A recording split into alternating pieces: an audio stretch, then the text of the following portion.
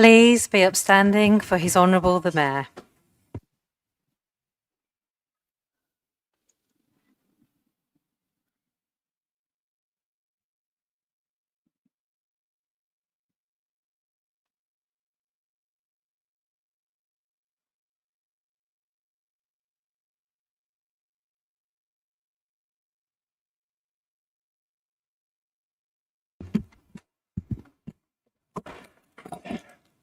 Good evening and welcome to this meeting of the Council. My name is Councillor Rob Comer and I'm the Mayor of Wokingham and will chair this meeting. Before we start the business set out in the agenda, I'd like to go through a few preliminaries. Please note that the meeting is currently being webcast live. There are no fire drills planned this evening, so if the fire alarm sounds, please leave the building via the nearest exit and gather at Muster Point 2, which is located in the car park at the rear of the building. Anyone requiring assistance should remain seated and await the assistance of building support staff. A reminder that councillors do need to stand when speaking in the chamber. When speaking, please speak directly into the microphone. If councillors turn away from the microphone, the sound will not be picked up for online attendees. Can councillors ensure their nameplate is clearly displayed in front of them?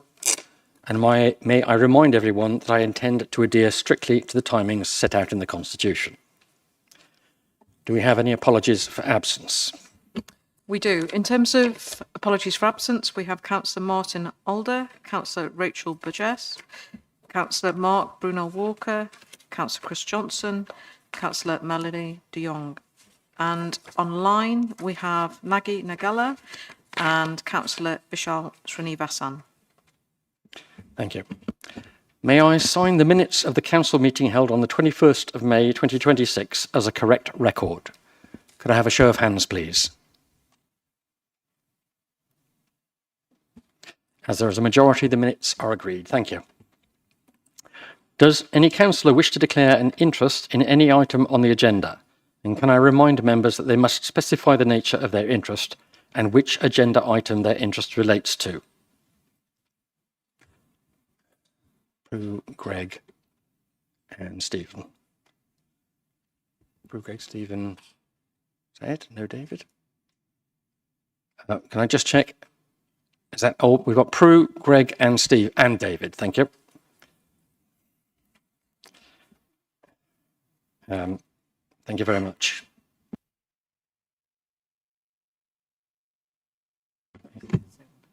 Would you like to declare your interest now? Thanks. Thank you, Mr. Mayor. I'm declaring an interest on item 31 of the agenda, statement from council-owned companies, as I'm a director of Wokingham Borough Council Holdings. Thank you.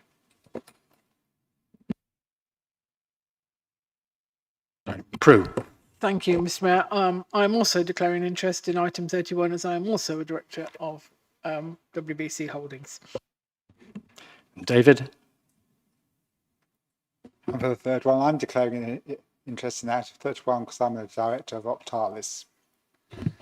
And Greg. Thank you, Mr. Mayor. I'm declaring an interest in item 31 and 26 as I'm employed by Optalis. Thank you. We'll move on to item 22 now, which is the Mayor's announcements. I'd like to congratulate Kate Seeley, a domestic abuse specialist who's received a Thames Valley Police Commendation for recognition of her work with victim survivors of domestic violence. I'd also like to take this opportunity to congratulate Susan Parsonage on behalf of all members on recently being awarded an MBE for services to local government in the King's Birthday Honours List.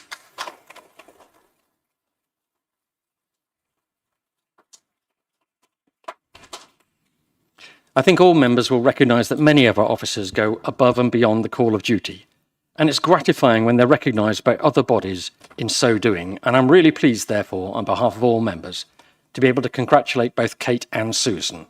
Thank you both. As with all mayors, I've attended a number of functions too numerous to detail here, but two or three I would like to bring to your attention.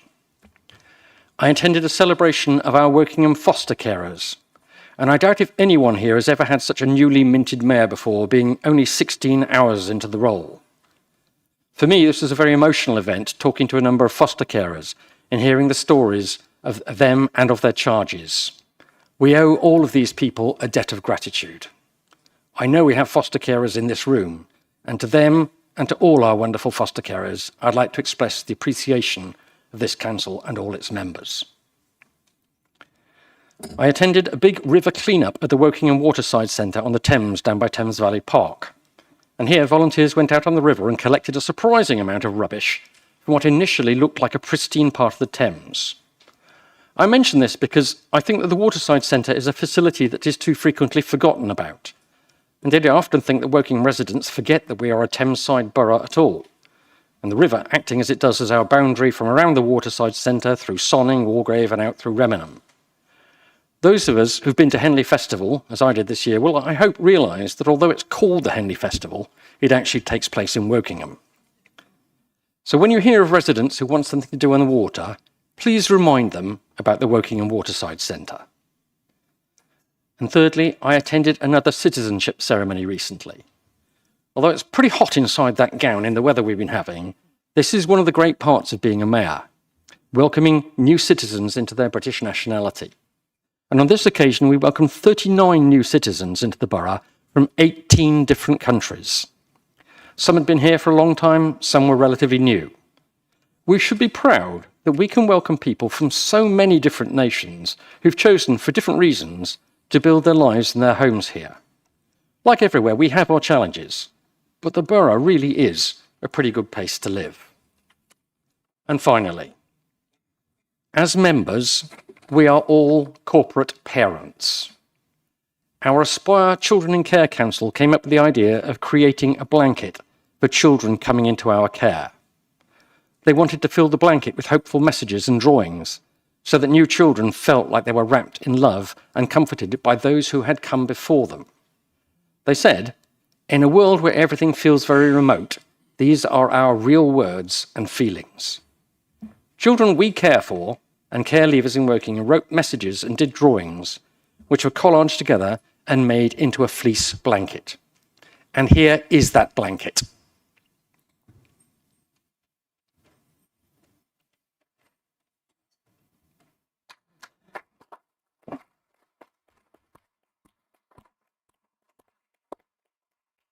Keep it there a sec, please, Jane. These blankets will be delivered with a note from the Children in Care Council to every child aged 5 and over who comes into the care of Woking Borough Council, and to whom we are all parents. They're trying to raise £3,000, which will be enough for all children for a year.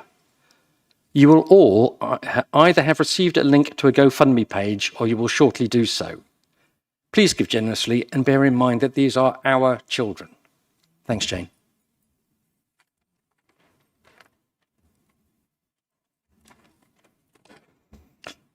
So we'll now move on to item 23, public question time. I would like to remind the executive councillors that responses to questions must be no longer than 2 minutes, and these will be timed. We have 7 public questions. Mr. Harris is unable to attend, and so I shall be reading his question for him. Ian Harris's question is of the Executive Councillor for Housing, Partnerships and the Local Plan. And his question is, could the executive member clarify the council's process for ensuring that planning decisions on retrospective applications are grounded in the observed reality of actual site operations, specifically by integrating evidence from enforcement and environmental health to determine use classes while substantively applying the public sector equality duty to address impacts on residents with protected characteristics? Stephen. Thank you for your question, Mr. Mayor, or rather Ian. All planning applications, including retrospective applications, are determined in accordance with the development plan unless material considerations indicate otherwise. The fact that an application is retrospective does not change the statutory decision-making framework, but it does allow officers to consider the actual observed use of the site and its impacts rather than relying on submitted plans or anticipated effects. In assessing such applications, development management officers work with planning enforcement and environmental health colleagues where relevant. Evidence from enforcement, including site visits, complaints history, or activity logs, may help establish the nature, scale, and intensity of a use. Environmental health advice is also sought where matters such as noise, disturbance, odour, or other amenity impacts are raised. Environmental health advice is a material planning consideration, but environmental health operates under separate legislation, including the Environmental Protection Act 1990. A planning decision does not remove or override environmental health's responsibility to investigate and, where necessary, take action in relation to statutory nuisance. The Council also has due regard to the public sector equality duty under the Equality Act 2010, where there's evidence that a development may disproportionately affect people with protected characteristics. Those impacts are considered as part of the planning assessment and overall planning balance. So in summary, the Council's approach is to ensure that retrospective applications are assessed transparently and robustly, informed by observed site conditions and appropriate cross-service evidence, while complying with planning legislation and equality duties. This supports fair, defensible decisions that properly consider impacts on local communities. And I hope this provides the clarification that Ian was seeking. Thank you, Mr. Mayor. Thank you, Stephen. Ian not being here, there will be no supplementary.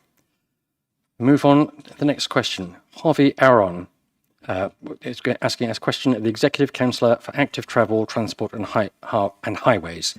Harvey. Thank you very much, Mayor.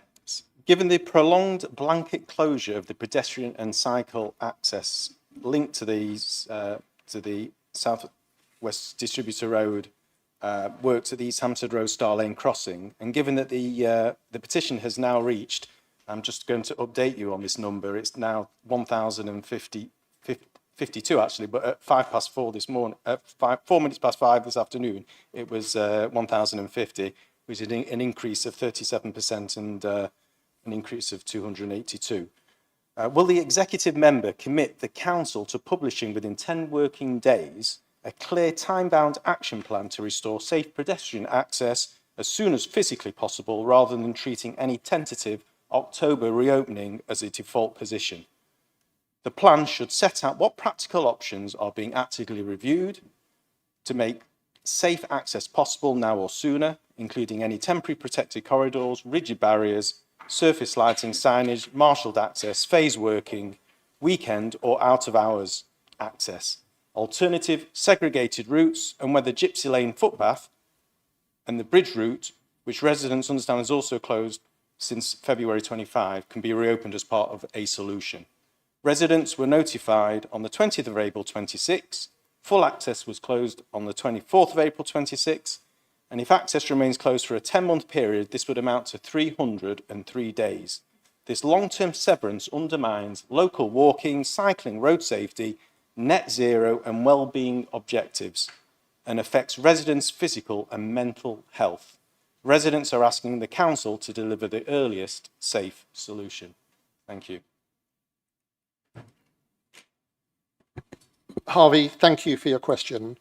As I know you appreciate, a project such as this does come with some disruption to establish travel patterns for everybody. My background and my heart are very much in making it as easy and safe as possible for people to walk, wheel and cycle for all the good reasons that you mentioned. I know the additional impact that such closures have on people travelling under their own steam. Officers share this perspective and do consider all closures carefully in the planning and in the implementation. Unfortunately, the paths you're referring to do cross active building works, and it is simply not practical to make access to them available at the moment. I also know this petition is a culmination of multiple exchanges you've had with the council, but I'll reiterate the council's position for the wider audience. The best thing we can do to reduce disruption for everybody is to deliver the project on time and reopen access for everybody. To date, the project has met all major milestones, and I hope it will continue to do so. October remains the earliest when viable walking and cycling routes through the site may be possible. I cannot give absolute guarantees, as progress is dependent on the completion of significant groundworks external dependence on utility companies and on housing developers. It may be possible to open temporary routes before the permanent routes are available. This would incur some additional cost to the council, but officers will seek to achieve this within the overall constraints of the project, but it will depend on progress with the project up to that point. I will just add for completeness, communications about these closures were issued many months before April 2026, online to businesses and by letters to local residents. And I'll add, when complete, the South Wokingham Distributor Road and the other parts of it will have substantially improved connections for walking and cycling. I would have liked this to have been even better, but we are delivering on plans agreed some years ago.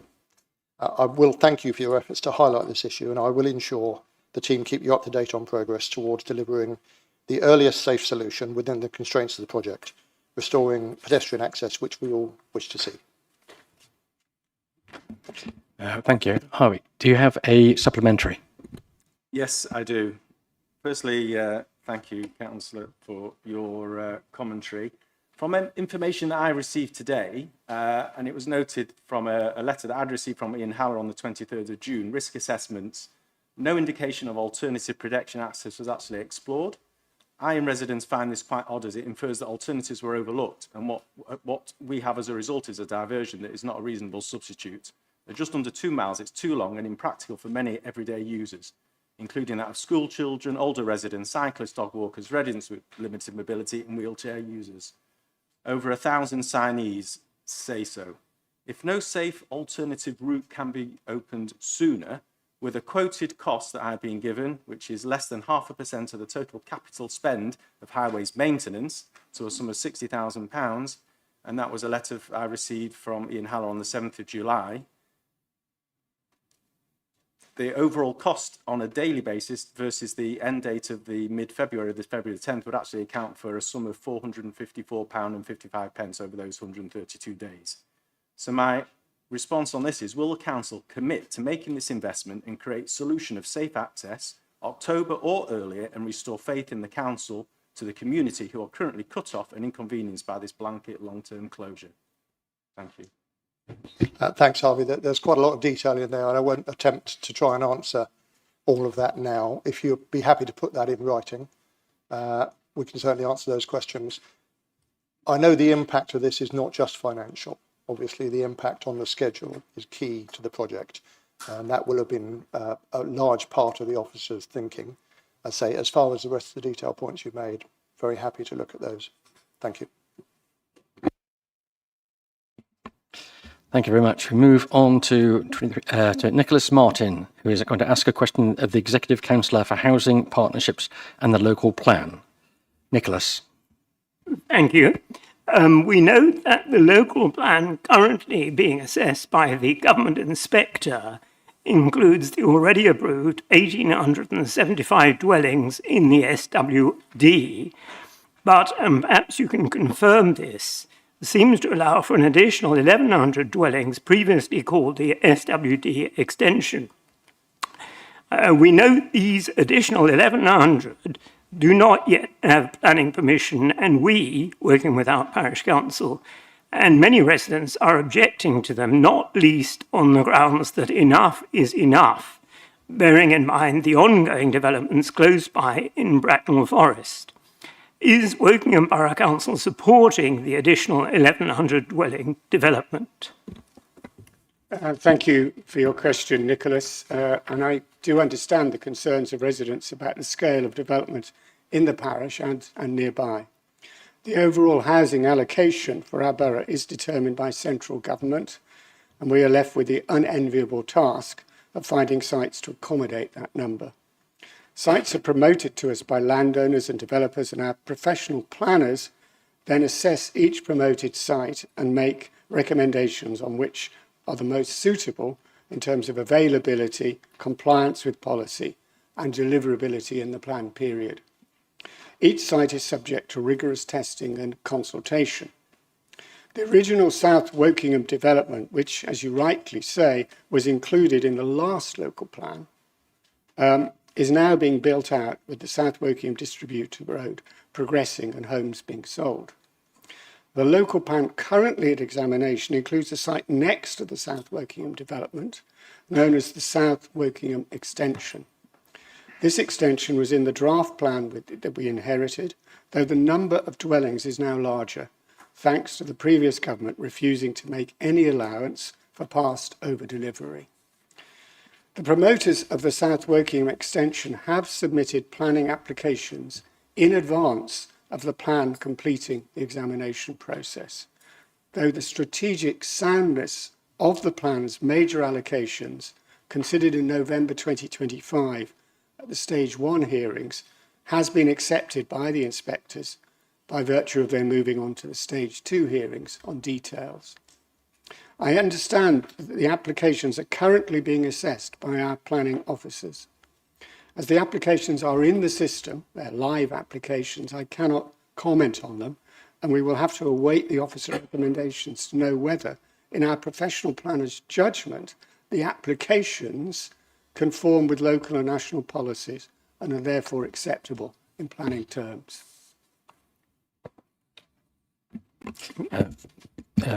Thank you. Nicholas, do you have a supplementary? Yeah. Thank you very much, Stephen. The traffic modelling for the SWDR was based on reducing the traffic through Wokingham Town Centre and displacing this south down 3 routes out of Wokingham: East Hampstead Road, Old Wokingham Road, Heathlands Road, and the Eastern Gateway. Now, one of these 3 roads, East Hampstead Road, is planned to be closed. What revised traffic modelling has been undertaken to ensure that Heathlands Road, an unclassified rural road, is not overwhelmed by the additional southbound traffic? Well, you're kind of straying into an area which is more Adrian's than mine, but I'll do my best to give you an answer to your question. I think the fundamental point to recognise here is there's a distinction between an allocation in the plan, which is just effectively saying, in principle, it could be possible to deliver this number of dwellings on that site. And of the sites before us, this is one that we think could be acceptable. But there's a distinction between that, appearance in a local plan, and processing of a planning application relating to that site. There, the work will carry on to do just those kind of assessments you're talking about. That's where that detailed work needs to be done at application stage, and I'm quite sure it will be done. Thank you. Our next question is from Lloyd Watkins, who is asking a question of the Executive Councillor for Active Travel, Transport and Highways. And Lloyd is, I hope, attending online. Lloyd. Good evening. On 12th of June, the government announced plans to deliver 5,000 new walking and cycling routes and 10,000 new road crossings in the next 5 years. This is welcome news, as over the last 12 years I've been working as a bikeability instructor in Wokingham. I have learned it is the feeling of safety on our roads which limits any increase in walking, scooting and cycling to school or work.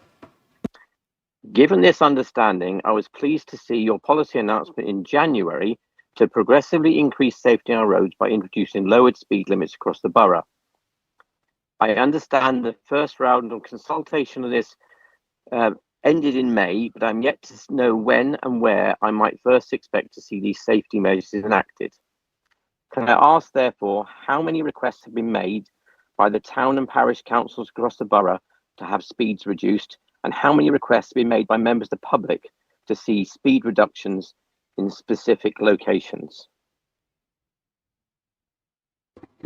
Thank you, Lloyd, for your question. As you say, perception of safety is an important factor in people's willingness to walk, cycle and wheel, and is a factor in the Safer Streets programme, as well as improvements in the road safety that this should deliver. As a part of the process, we invited both town and parish councils and members of the public to suggest locations that they thought should be considered for safer speed limits, primarily across town and village centres, residential estates, and rural minor roads, but also other locations where they feel there's a case for reduction. We received 95 proposals from 15 town and parish councils and 1,911 proposals from 841 members of the public. Many of these proposals cover one or more roads or areas across the borough. These proposals are now being reviewed against the criteria set out in the Council's speed limits policy. This assessment considers factors such as road safety, existing speeds, the presence of schools, local centres and similar, levels of walking and cycling activity anticipated in the area, how the proposals fit with neighbouring routes and communities, and from this, a list of priority schemes will go out for public consultation. We will continue to work with town and parish councils as schemes are developed, as well as undertaking further public engagement and the statutory consultation required for individual speed limit changes. Our current aim is that the first tranche of schemes will be implemented from January 2027, with further changes following. Thank you. Lloyd, do you have a supplementary? Yes, I do.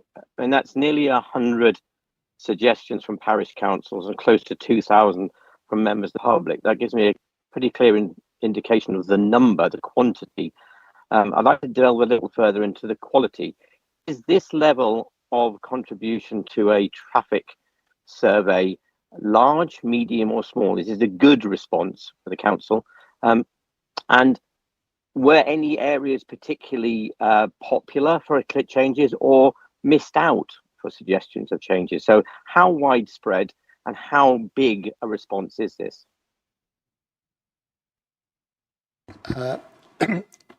As this was slightly different from other consultations we carried out, it's difficult to compare directly, but I think the public response was excellent. Great to see that many people engaging with such an issue.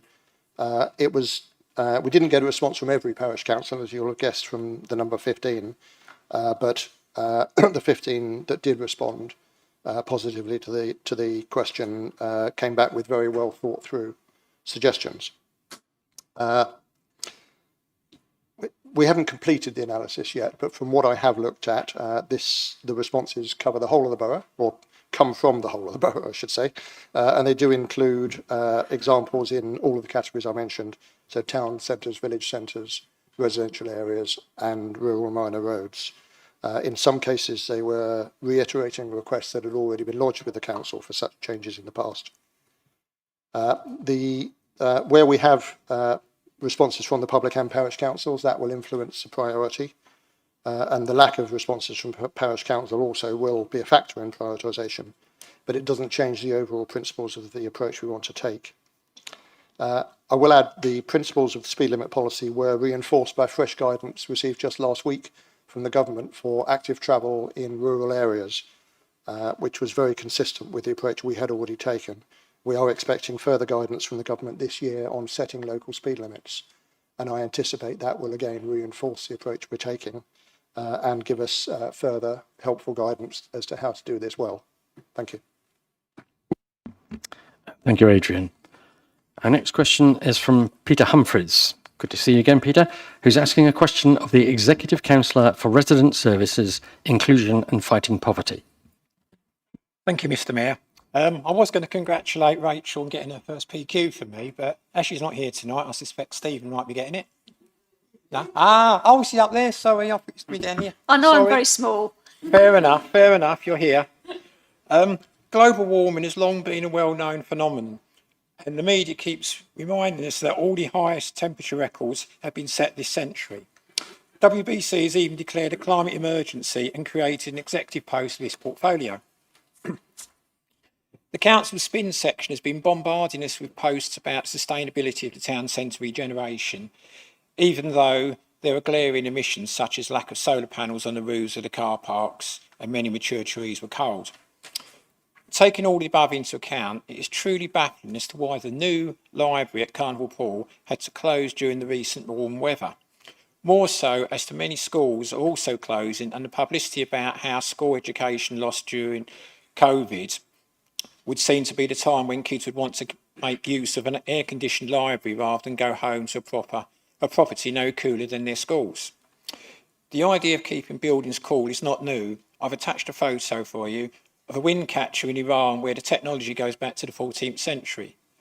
Can you please explain why the library is not fit for purpose? Thank you very much for your question, Peter, and for the photograph which you sent of a very impressive piece of Iranian engineering. The short answer is that this year we've had a number of days of record-breaking temperatures in Wokingham, exceeding 34 degrees at some times. The extremely high temperatures during the recent heat wave caused problems with infrastructure right across the country. We saw this affecting trains, supermarkets, schools, and even newer buildings such as the Wokingham Hub Library.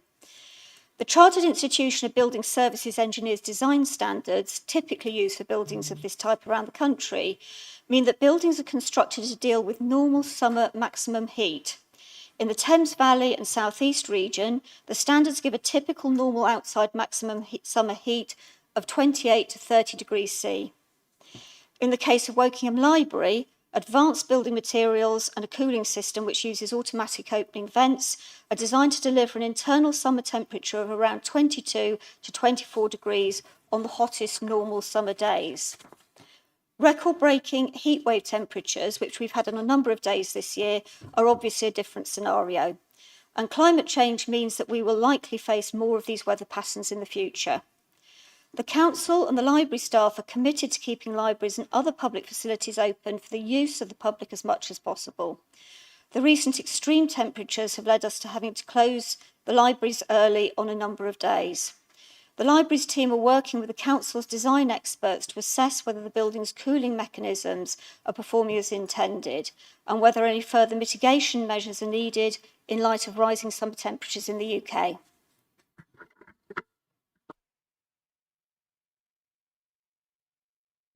Thank you very much. And Peter, do you have a supplementary? Yes. Well, I'm reassured that you actually look, or someone is looking into it, although I'm still baffled because we did know global warming was coming and one would have thought the bar would have been set much higher to cope with that. And indeed, there are many Victorian libraries around the country that did remain open during the hot periods. So it looks like something's gone wrong, seriously wrong there. It's also baffling that on the council website and on the newsletters that get sent out on a weekly basis, they were recommending one of the ways of staying cool would in fact be to go to the library. And also, as a matter of fact, the library is designated as one of the safest safe spaces. And again, people might want to go there in that period, but couldn't, and doesn't really meet that fulfilment, that requirement either. So, question really is, why isn't it? Didn't it design it properly in the first place? Thank you for your supplementary, Peter.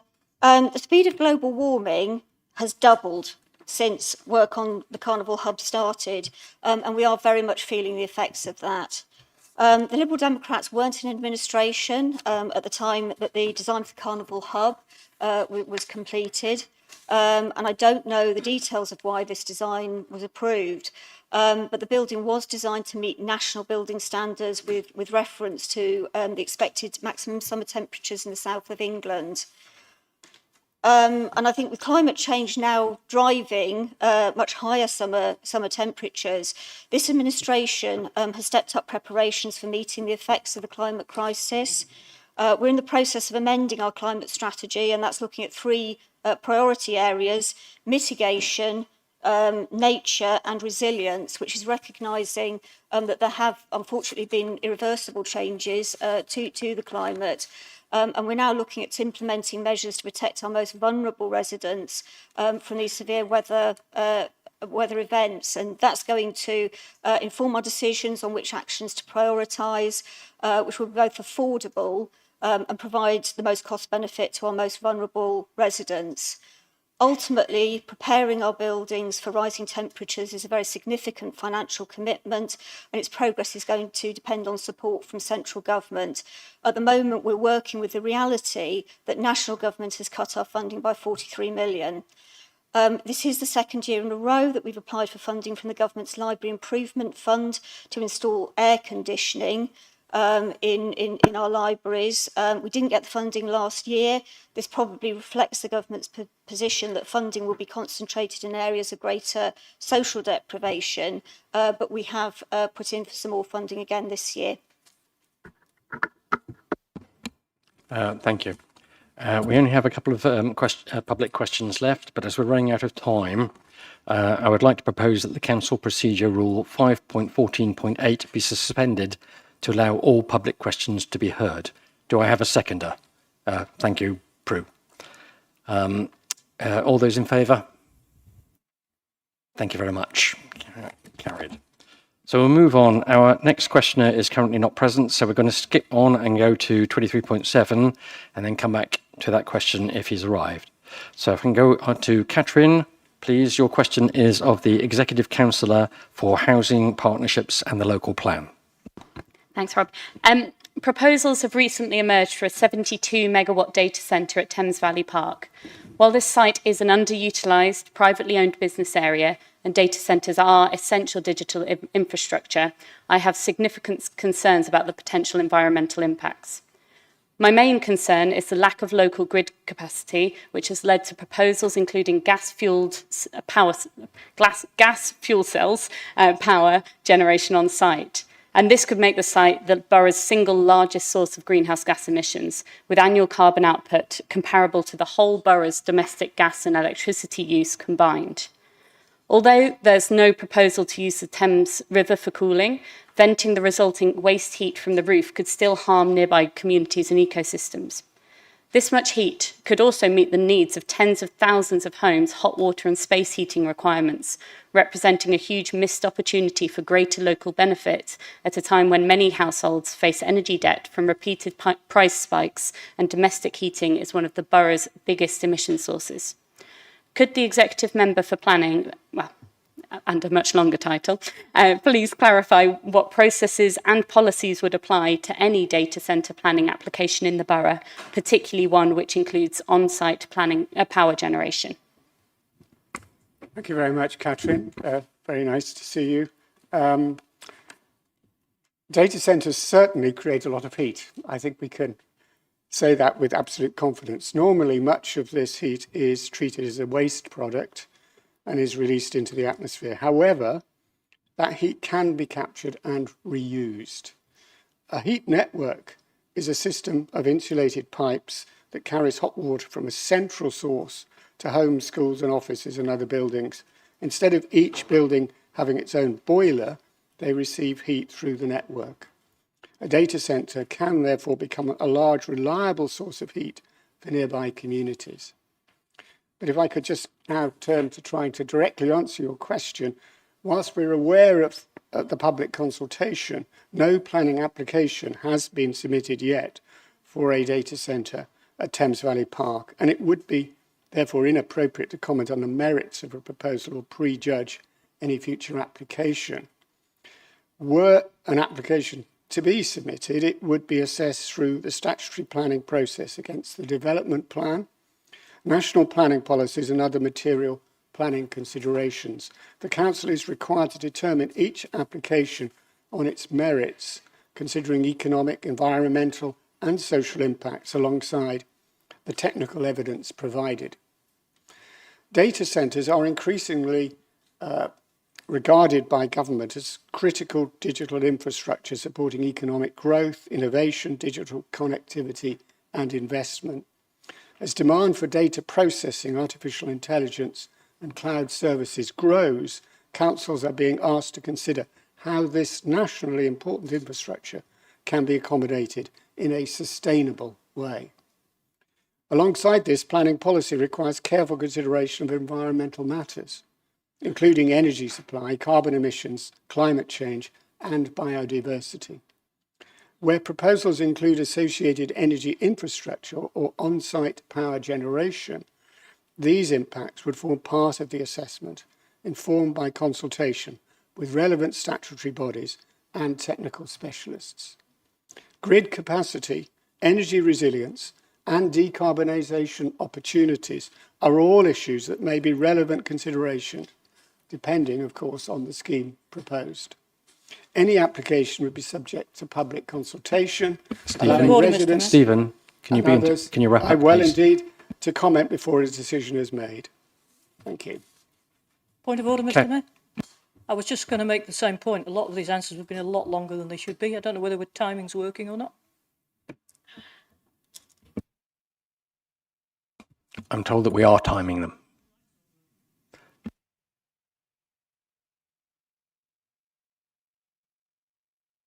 The lights are set for 3 minutes, but Priya's actually timing them for 2 minutes, so she's going to give me a yell if we're overstanding.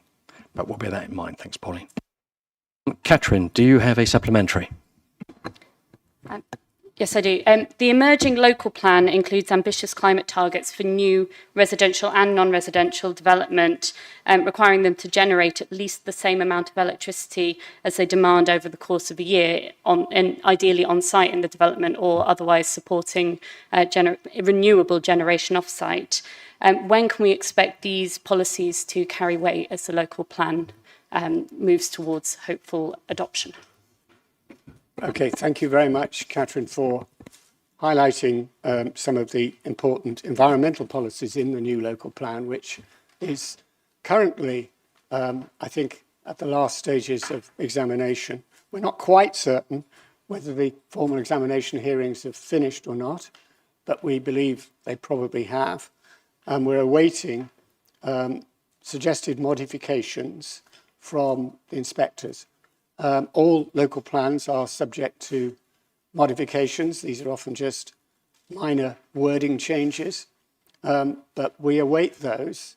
Once we have those modifications, by implication, everything that the inspectors do not ask us to modify, we can assume they regard as safe and sound, and therefore they will start to carry weight at that point. So once we get the modifications, we then can start to use those policies that are not recommended for modification in planning judgments. They will, however, only gain full weight once the local plan is adopted.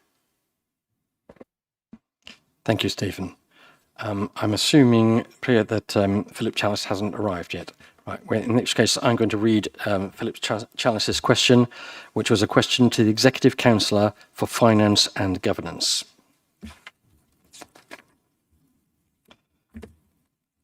The Wokingham Borough Council Facebook page has recently been promoting the virtues of the Wokingham Town regeneration, which was somewhat controversial when it was approved.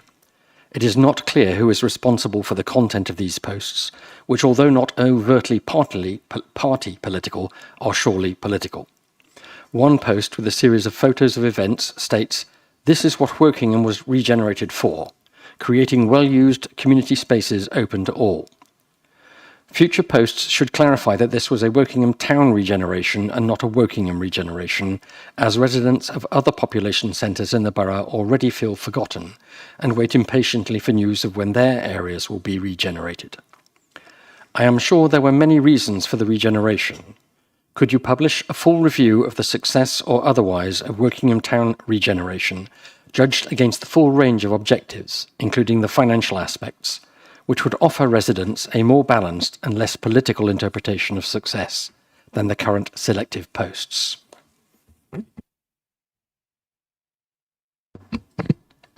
Thank you.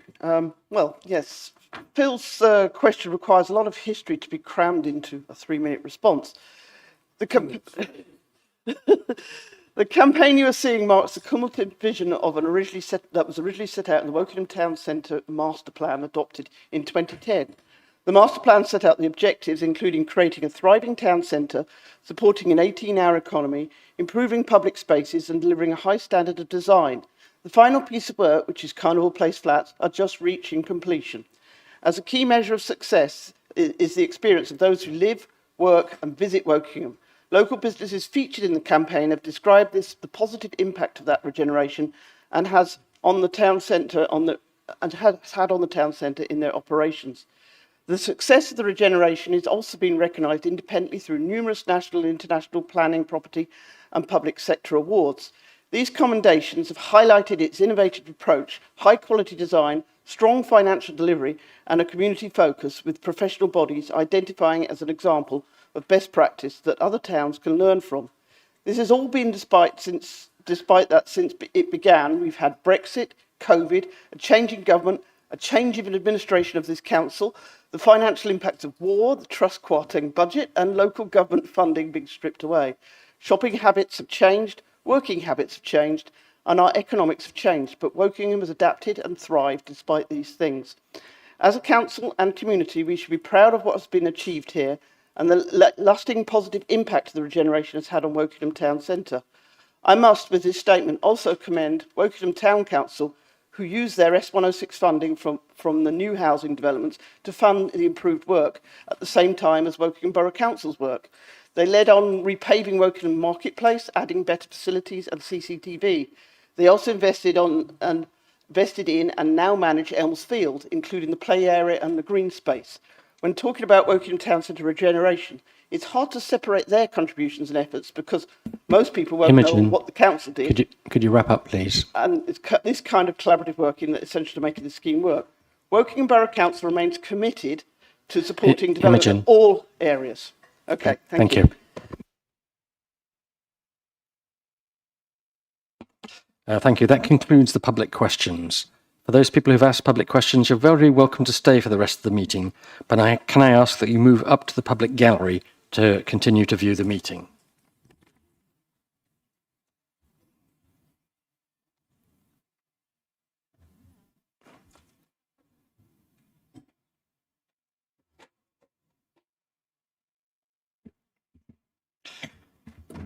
Thank you. We'll move on to item 24 on the agenda, Parish and Town Council questions. And I can confirm that there have not been any questions submitted by town and or parish councils. So we now move on to item 25 on the agenda, which are petitions. Does anyone wish to submit a petition? Harvey, thank you. You now have the opportunity, should you wish to do so, to speak for 3 minutes on the subject of your petition.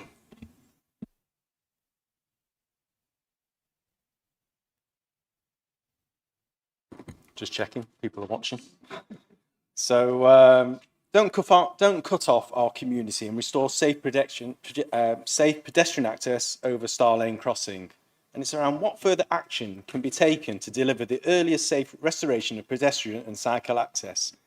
I stand here today representing local residents, local businesses, older residents, school children, people with limited mobility, parents with young children, cyclists, dog walkers, those without a car, those who cannot walk an extra 2 miles to cross the road. In 7 weeks, with a relatively light touch, this petition has gathered over 1,000 signatures. And in fact, I was just looking earlier, it's just now 1,060. Keeps creeping up every day. It's one of my favourite things I'm looking at on my phone. This is just the tip of the iceberg, and it excludes a large proportion of residents who are not digitally active. The petition is not simply about a closed crossing, it's about a community that feels that it's cut in two. The closure has removed a vital connection between communities, forcing pedestrians and cyclists onto a diversion of almost 2 miles and significantly impacting everyday journeys across Wokingham. The long-term severance undermines local walking, cycling, road safety, net zero and well-being objectives and affects residents' physical and mental health. One resident put it plainly, living south of the crossing without a car, this is unbearable. Another described the constant stress felt by residents and businesses alike, adding that restoring access is the least that can be done for an area that has already been hit so hard. Those words express what statistics cannot. People are frustrated, they are tired, and they are increasingly feel the impact on their everyday lives has not been given enough consideration. Local businesses have suffered and reduced footfall and prolonged disruption. The landlord of the White Horse pub have publicly announced that they will be leaving the pub after 10 years, citing the prolonged disruption caused by the adjacent roadworks as a significant factor in what they describe as an increasingly difficult trading environment. Families have been inconvenienced, students faced additional hardship during the examination periods, and neighbours who once felt connected now feel separated. We recognise the engineering work is complex. We understand that safety must come first. We are not asking the council to cut corners, disregard professional advice, or reopen a route that is not safe. What we're asking for are 3 things: urgency, ownership, and visible action. More than 1,000 people have signed because they want every safe and practical option to be actively explored, not simply a tentative October reopening. But protective access, phase working alternative routes such as Gypsy Lane Crossing or any other workable measure that could reconnect this community sooner. Tonight, I respectfully ask the Council to publish within 10 working days a clear and time-bound action plan. The plan should explain what options are being considered, who's responsible, and what remaining obstacles can be brought out to restore safe access. Harvey, can I ask you to wrap up, please? I will wrap up now. Please do not allow October to become the default simply as it is the easiest date to communicate. Please show residents that every safe opportunity to restore vital connections sooner will be pursued. This is a message from our community is heartfelt, reasonable and clear. Safety first, but with urgency, accountability and compassion. Thank you. Thank you very much, Harvey. Could you pass your petition to the Democratic Services Officer, who will ensure that it goes on to the appropriate officer? And thank you very much. Again, as I said to theirs, you're welcome to stay and view the rest of the council meeting, but please do so from the public gallery.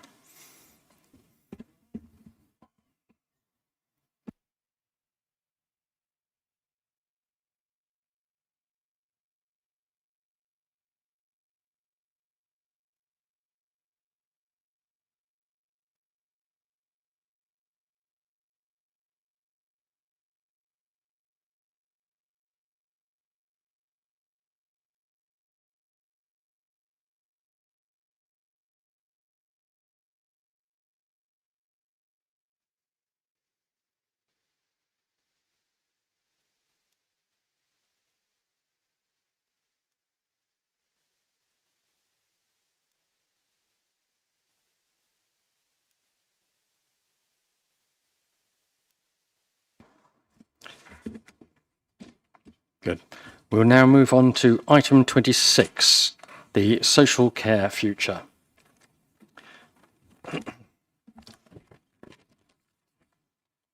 I would like to extend a warm welcome to Jay, Sean and Stephanie, local residents who've been working alongside the council to support and grow the social care future movement in our area. And I understand they have a presentation to share with us today. Hello. David. Sorry.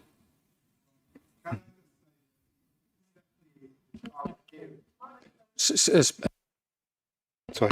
Can I just say that Stephanie has an interpreter in front of her, and that's Carrie, who will interpret for her signing. Thank you very much for explaining that, David. Can I now ask Jay, Sean and Stephanie to give their presentation? Yes, thank you. Hello. In 2024, the Council made a public commitment to the Social Care Future Vision and adopted our locally co-produced charter. As a resident, that commitment matters because it sets out a clear promise about the kind of support we want in Wokingham Borough, one where people can live the lives they choose and be part of their community. Since agreeing the charter, a lot of work has been happening across adult social care, community groups and with residents to turn those ambitions into real change. Social Care Future is not a one-off project. It is a long-term way of working that continues to guide decisions, service development and culture change. Today we want to share an update on the progress made so far, celebrate what's working well and highlight where there is still more to do. Keeping councillors informed and involved is important because achieving this vision depends on continued leadership, challenge and support across the whole council.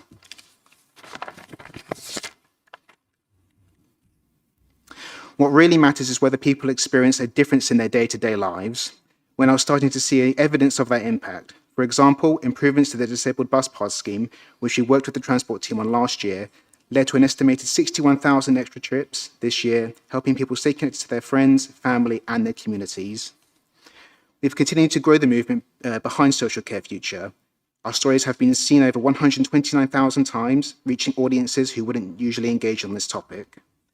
And our network of supporters has increased by almost 45% in the last year, with more residents choosing to share their experiences, shape decisions and help drive change. We're continuing to see what happens when power is shared more meaningfully. Residents have helped decide the first round of Sparks funding, supporting 9 new grassroots community projects and helped recruit 17 new members of staff.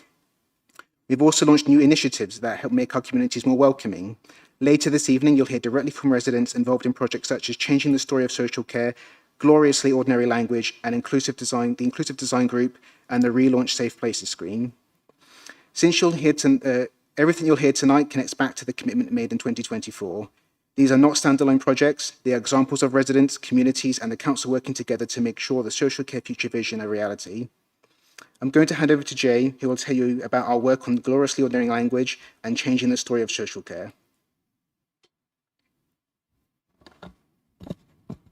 Over the past year, we have spoken with hundreds of people about the language used in adult social care. This includes people who use care and support, families, members, social care, colleagues, volunteers, organizations, and council staff.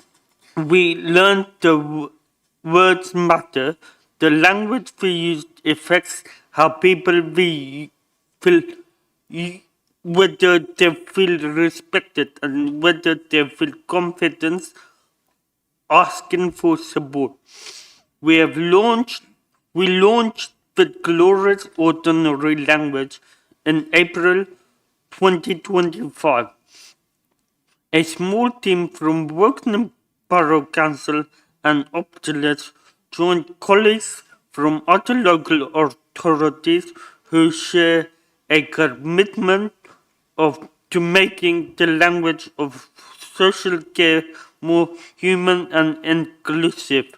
The group shared learning, challenged each other to think differently, and explored simple changes that could make a real difference. We then held free community conversations to hear directly from people about their experience. These conversations set a new language guide. The guide encourages the language that is clear, respectful, and inclusive. We launched the guide in May 2026 this year, with 40 people attending the launch event. We also co-produced a short video to bring the guide to life and show what good communications look like. Thirsty work. Okay. The guide is now part of learning and development for adult social care and Optilis colleagues, helping people use its principle in everyday conversations. It has also influenced the way we communicate more widely. We started to update job adverts and job descriptions, forms, letters, and websites, content, making them more welcoming and easier to understand. Alongside this, we launched a campaign to help change the story of social care by sharing the real stories of people who drew on care and support, as well as people who work in social care. We are helping challenge stereotypes, celebrate ordinary lives, and show the difference that good support can make. The work shows that changing of language is not about choosing different words. It's about improving people's experiences, strengthening relationships, and helping everyone feel they belong in the community.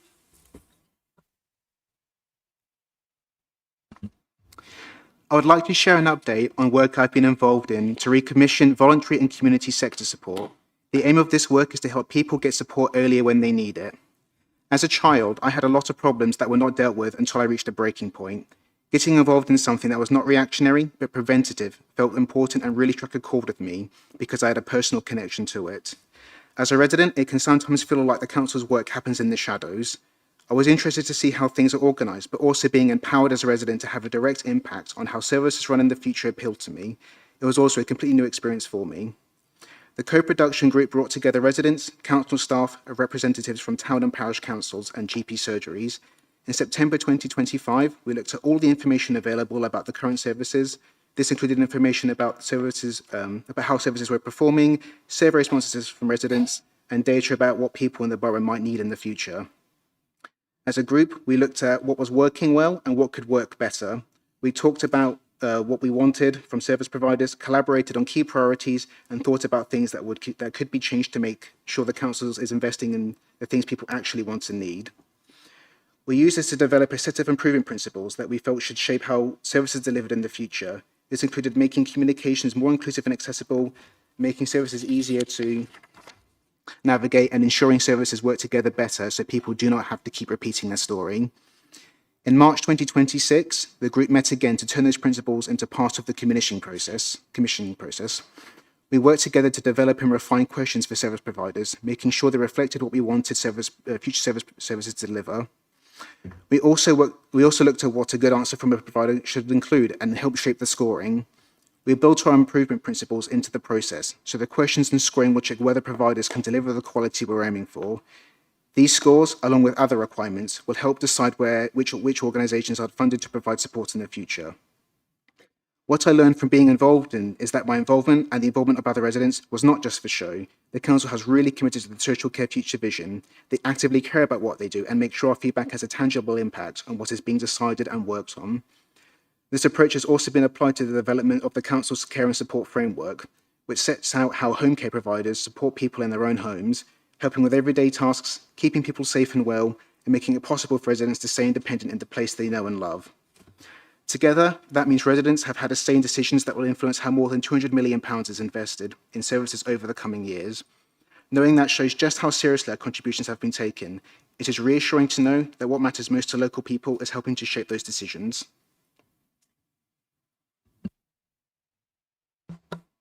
Safer Place is a national scheme.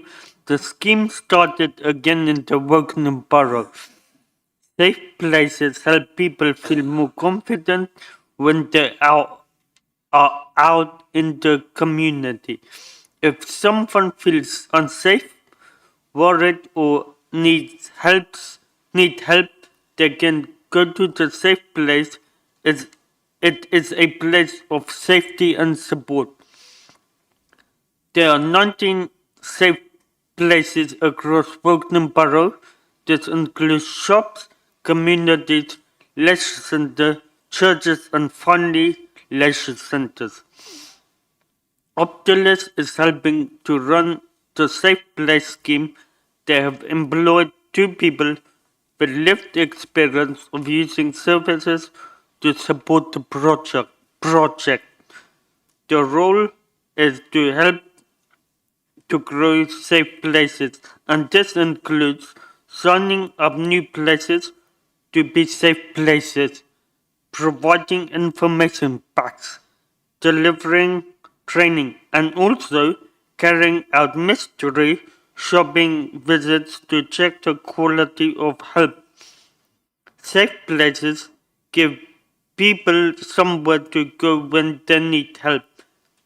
They help people to feel safer, gain more independence, and finally be more confident in going out. Together, we are helping to build the communities where everyone belongs.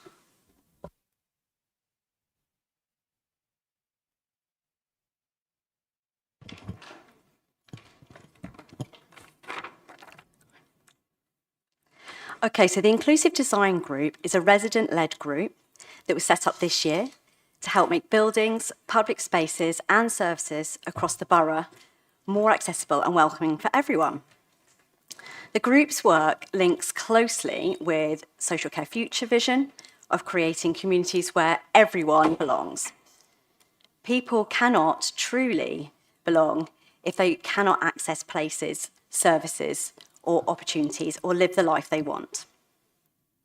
We're a diverse group of residents with different disabilities and lived experiences. We bring perspectives from people from physical, sensory, hidden, and cognitive disabilities, helping projects work for a wider range of residents. We work alongside architects, developers, project teams, and council officers to help shape projects from the start. And then the aim is simple: helping design communities where everyone can participate, feel welcome, and belong. I was encouraged to join because accessibility is something that I think about a lot, both from my own lived experience as a deaf person and also through my own Woven Aware platform, where I can reflect on access, inclusion, and lived experience. What I really value about the group is that it brings real life experience into the conversation before decisions are actually made. It gives people the chance to say what works, what gets missed, and what inclusion actually looks like in an everyday life. Bringing residents in early helps spot and identify those issues before they become a costly problem later. It helps the council get things right first time and make better use of public money.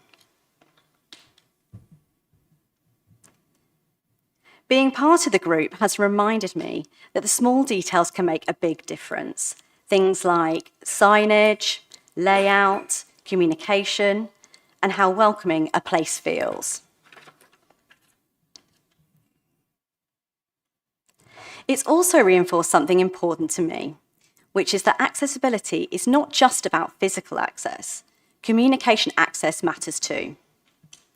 One example I'll give you was for me visiting Dinton Pastures. The wider path there meant I could walk side by side with a friend and communicate using sign language. It seems like a small thing, but it made a big difference to feeling included and feeling connected. I think the group matters because it helps the council hear directly from people whose experience different barriers in their lives and notice things that they might otherwise be missed. Since launching, the group has already made a big impact and difference. Our feedback has helped widen the borough's pathways for audit to identify more accessibility barriers, while at Dinton Pastures, it's helping shape practical improvements, new inclusive activities, so that more people can access and enjoy what the borough has to offer. Next year, we'd also like to develop accessibility and empathy experiences for project teams and councillors like yourselves.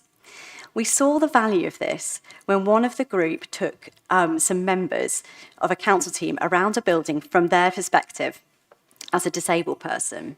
It helped them see barriers and also helped them see the opportunities they might have otherwise missed.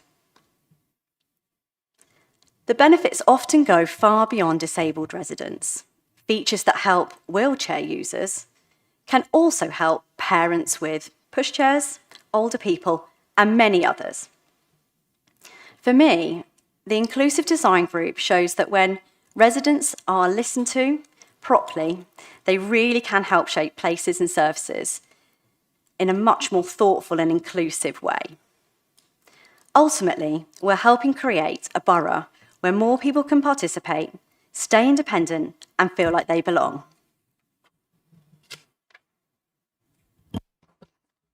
So next year, we want social care futures to be part of everything we do. We would like councillors to help by recognising the good progress made over the last year. Please tell people about social care and encourage them to get involved. You can put the social care future charter and support the logo in your area or on your website. Please include people in decisions about their lives. Be honest when things are difficult and work together to find answers. And finally, please use clear, kind and respectful language when talking about social care and disabilities. Remember that words matter and can affect how people feel. And last bit is thank you for listening to our Social Care Futures update today.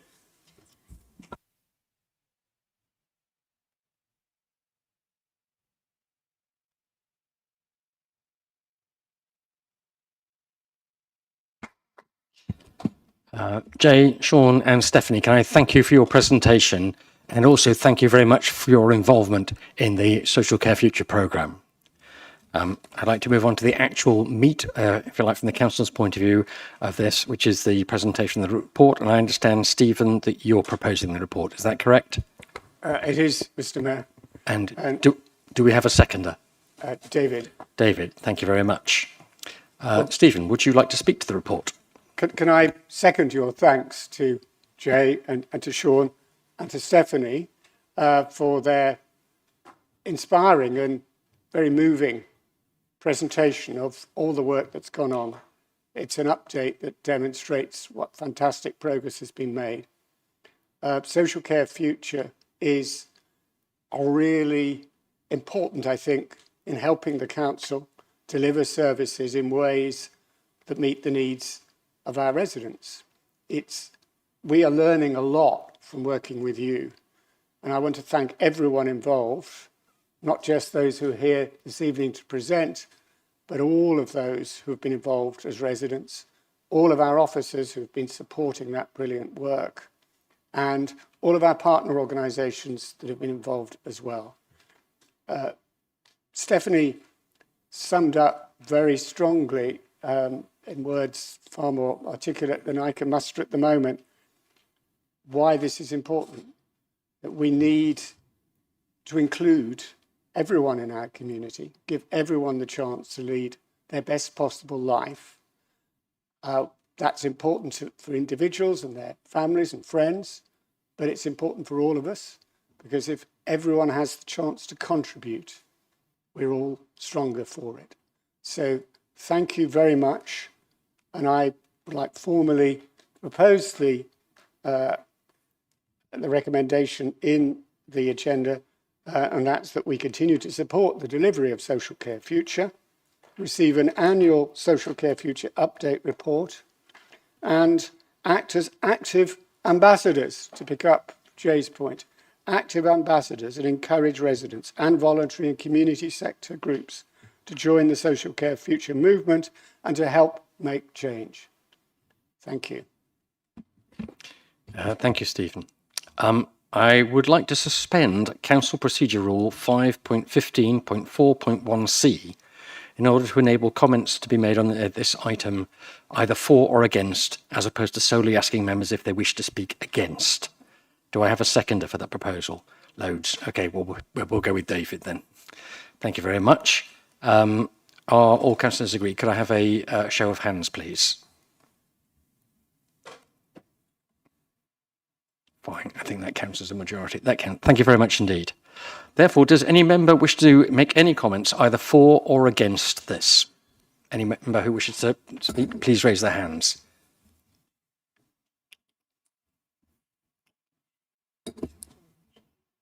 Okay. Right. Thank you very much. Pauline, would you like to speak first?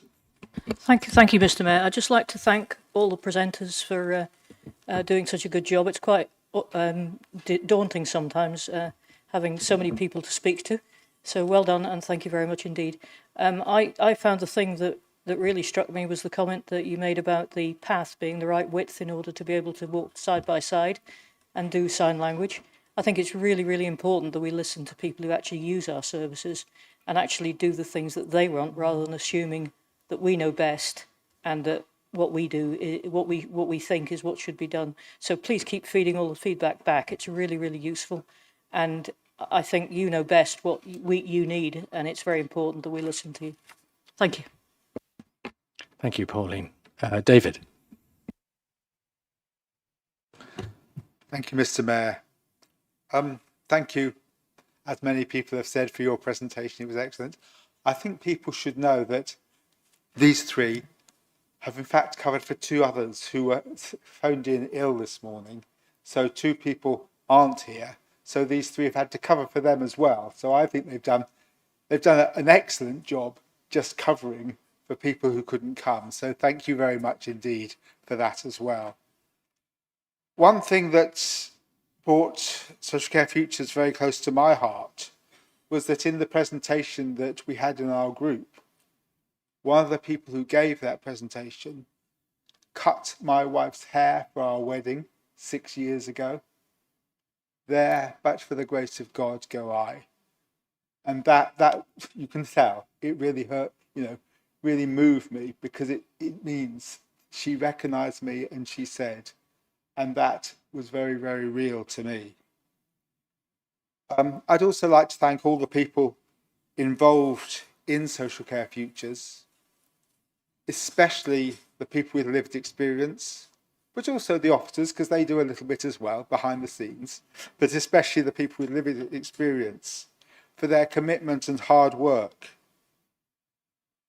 These people with lived experience are the individuals who have made this valuable initiative work so well, and they continue to work hard for the benefit of everyone.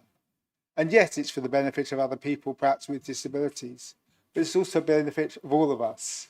As was said, people with prams, people, as well as people in wheelchairs, people with prams can be helped, and other of us can be helped.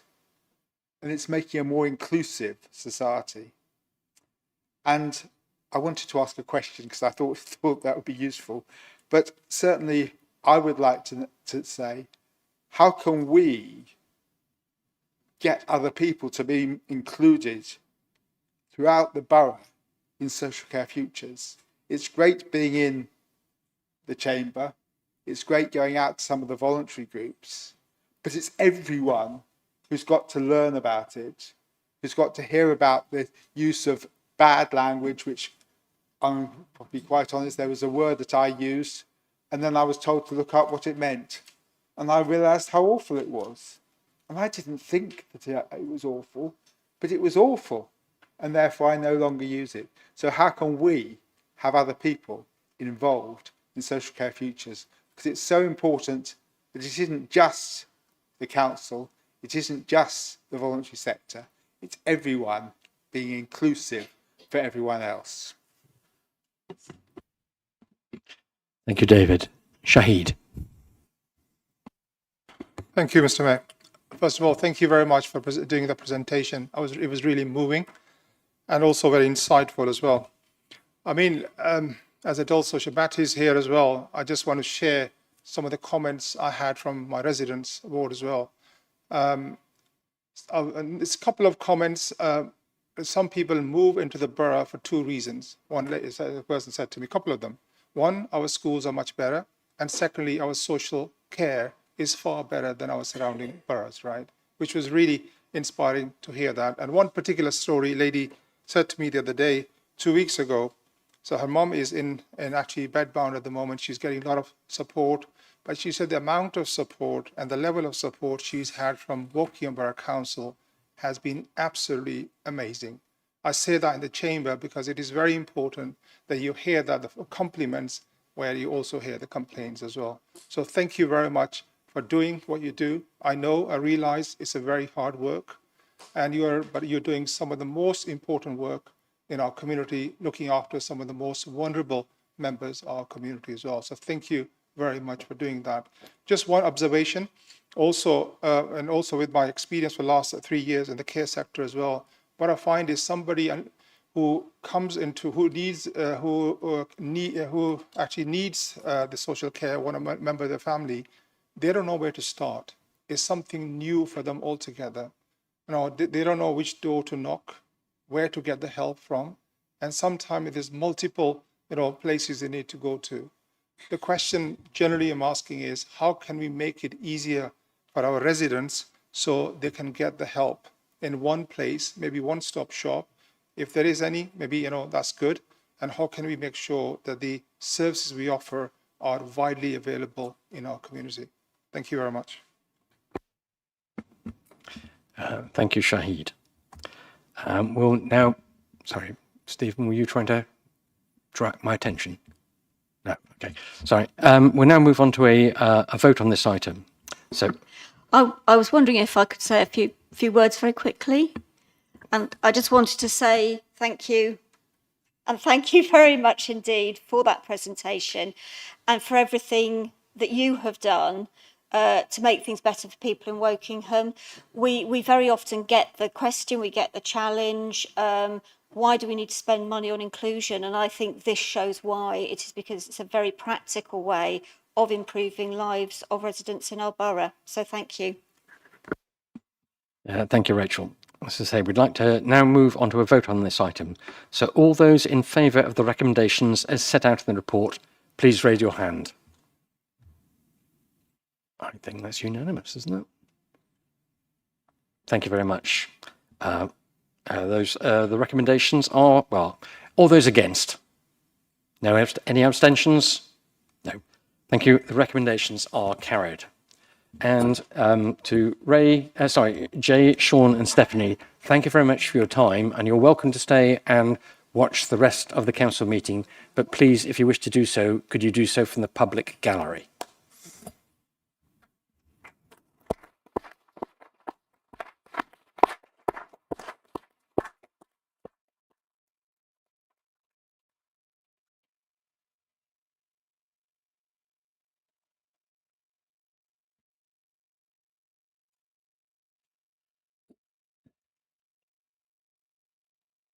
And we'll move on to item 27, our agenda, the Treasury Management Outturn. I understand that Councillor Imogen Shepherd-Dubey is proposing this report. Is that right? Imogen, yes. And do you have a seconder? Martine, thank you very much indeed. Imogen, would you like to speak to this report?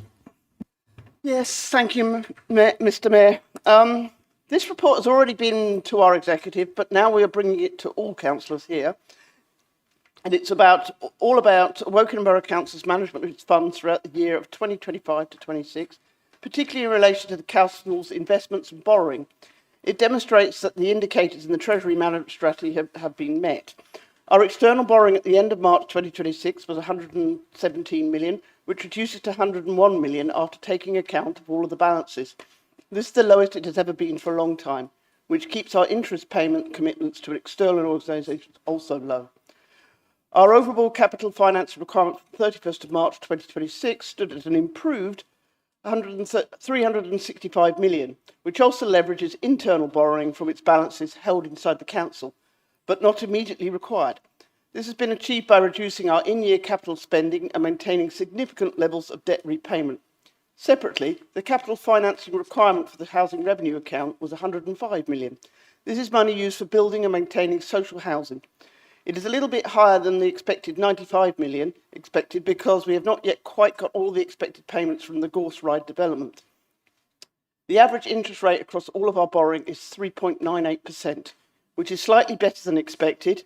This has been achieved by our financial teams working with external financial advisors and monitoring the required funding levels and strategically deciding the best time to borrow.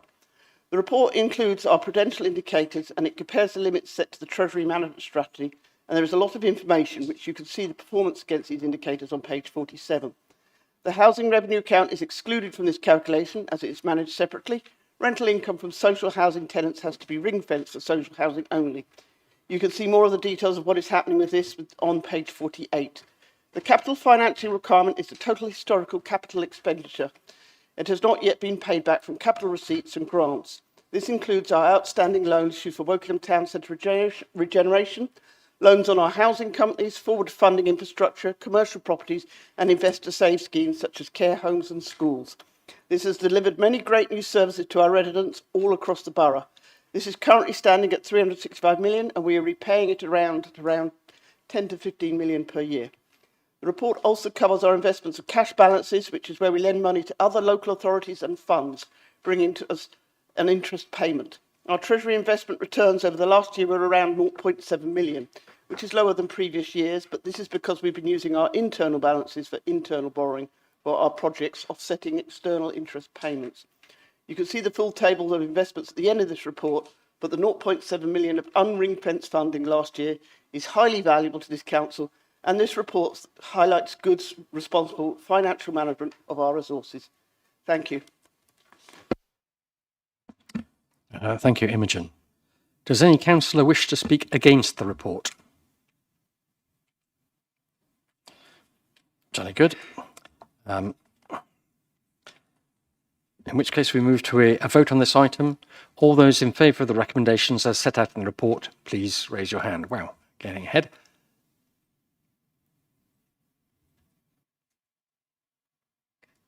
All those against, thank you. All those against? Thank you. And abstentions, please. Thank you very much. The recommendations are carried. So we now move on to item 28 on our agenda, councillor question time. Councillors are reminded that supplementary questions must either relate to the original question or the response that's given to that question and must be no longer than 1 minute. Executive councillors are reminded that responses to questions must be no longer than 2 minutes, and these will be timed. We have 13 councillor questions. Councillor Majid Nagra will be asking a question of the Executive Councillor for Active Travel, Transport and Highways. Majid. Yeah. Sorry, due to knee pain, I am asking from here. I can't stand properly. I'm sorry, I didn't catch that. I have slightly knee pain, so it's not possible to stand up. We experienced a heat wave during the last week of June. School closing times were adjusted according to weather conditions.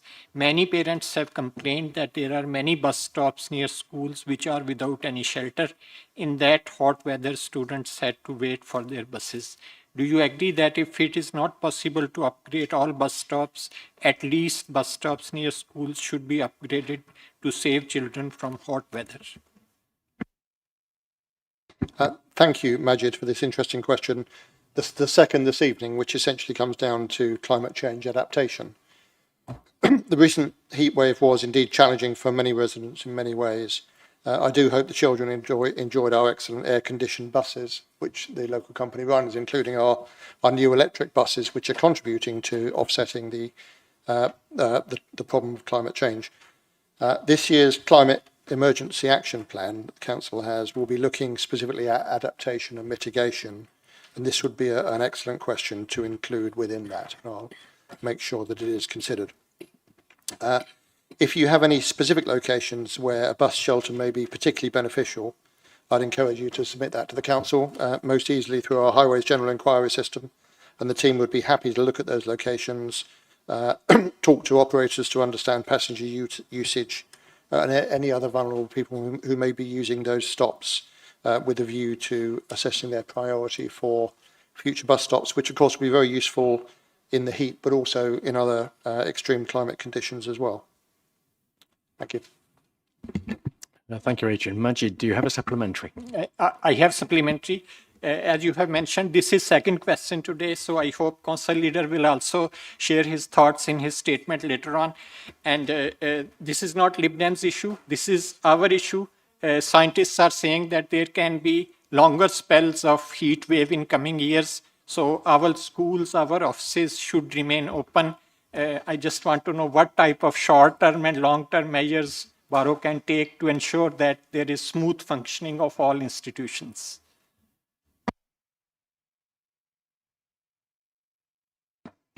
Okay, Lou, by the sounds of it, you're going to try and take that one. No, thank you. That's a really good question. I'm just going to really repeat what we said earlier. So as part of the revisions to the climate strategy, which I think will come to Council later in the year, we're introducing a new strand at priority of the strategy around resilience. So what measures can we build in to create resilience for our community? We'll be focusing really on our more vulnerable members of the community, so those who are more vulnerable to heat, and we'll be looking across the different council departments to think about what do these measures look like, and then prioritising which we think will have the most impact and also be affordable and cost effective or cost benefit.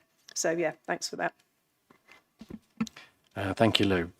And we have a question from Catherine Glover, a question to the Executive Councillor for Active Travel, Transport and Highways.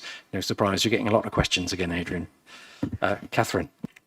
Yes, I would like to ask how much the Council has managed to recover from the insurers of vehicles whose drivers have damaged council property over the past 2 municipal years, and whether this has covered the cost of the damage. Thank you, Catherine. The Council always seeks to recover costs from third parties wherever appropriate. In many cases, we can obtain details of those involved, but other times this is not straightforward, and often requests for information to help with claims are not responded to. We would always seek to recover the full cost, including officer time and administrative costs. I'm afraid the recovery of costs in the period April 24 to date is just £5,067, which includes some damage to street lighting, bollards and traffic signals. Claims can take several years to conclude, however, and the amounts received in the period may result from damage in from many months or even years earlier. I can say that we have further amounts already invoiced as claims totalling £47,639 and further cases pending with a minimum current value of £158,154, with some costs likely to be added to that which are yet to be established. The teams follow a standard process for the recovery of costs, but this does include protocols whereby managers can conclude that recovery of smaller debts is no longer considered cost effective. Thank you, Adrian. Catherine, do you have a supplementary? Yes, I do. I think you can see where this is going. I understand that it's going to cost £60,000 to repair the bridge on Church Road, Swallowfield.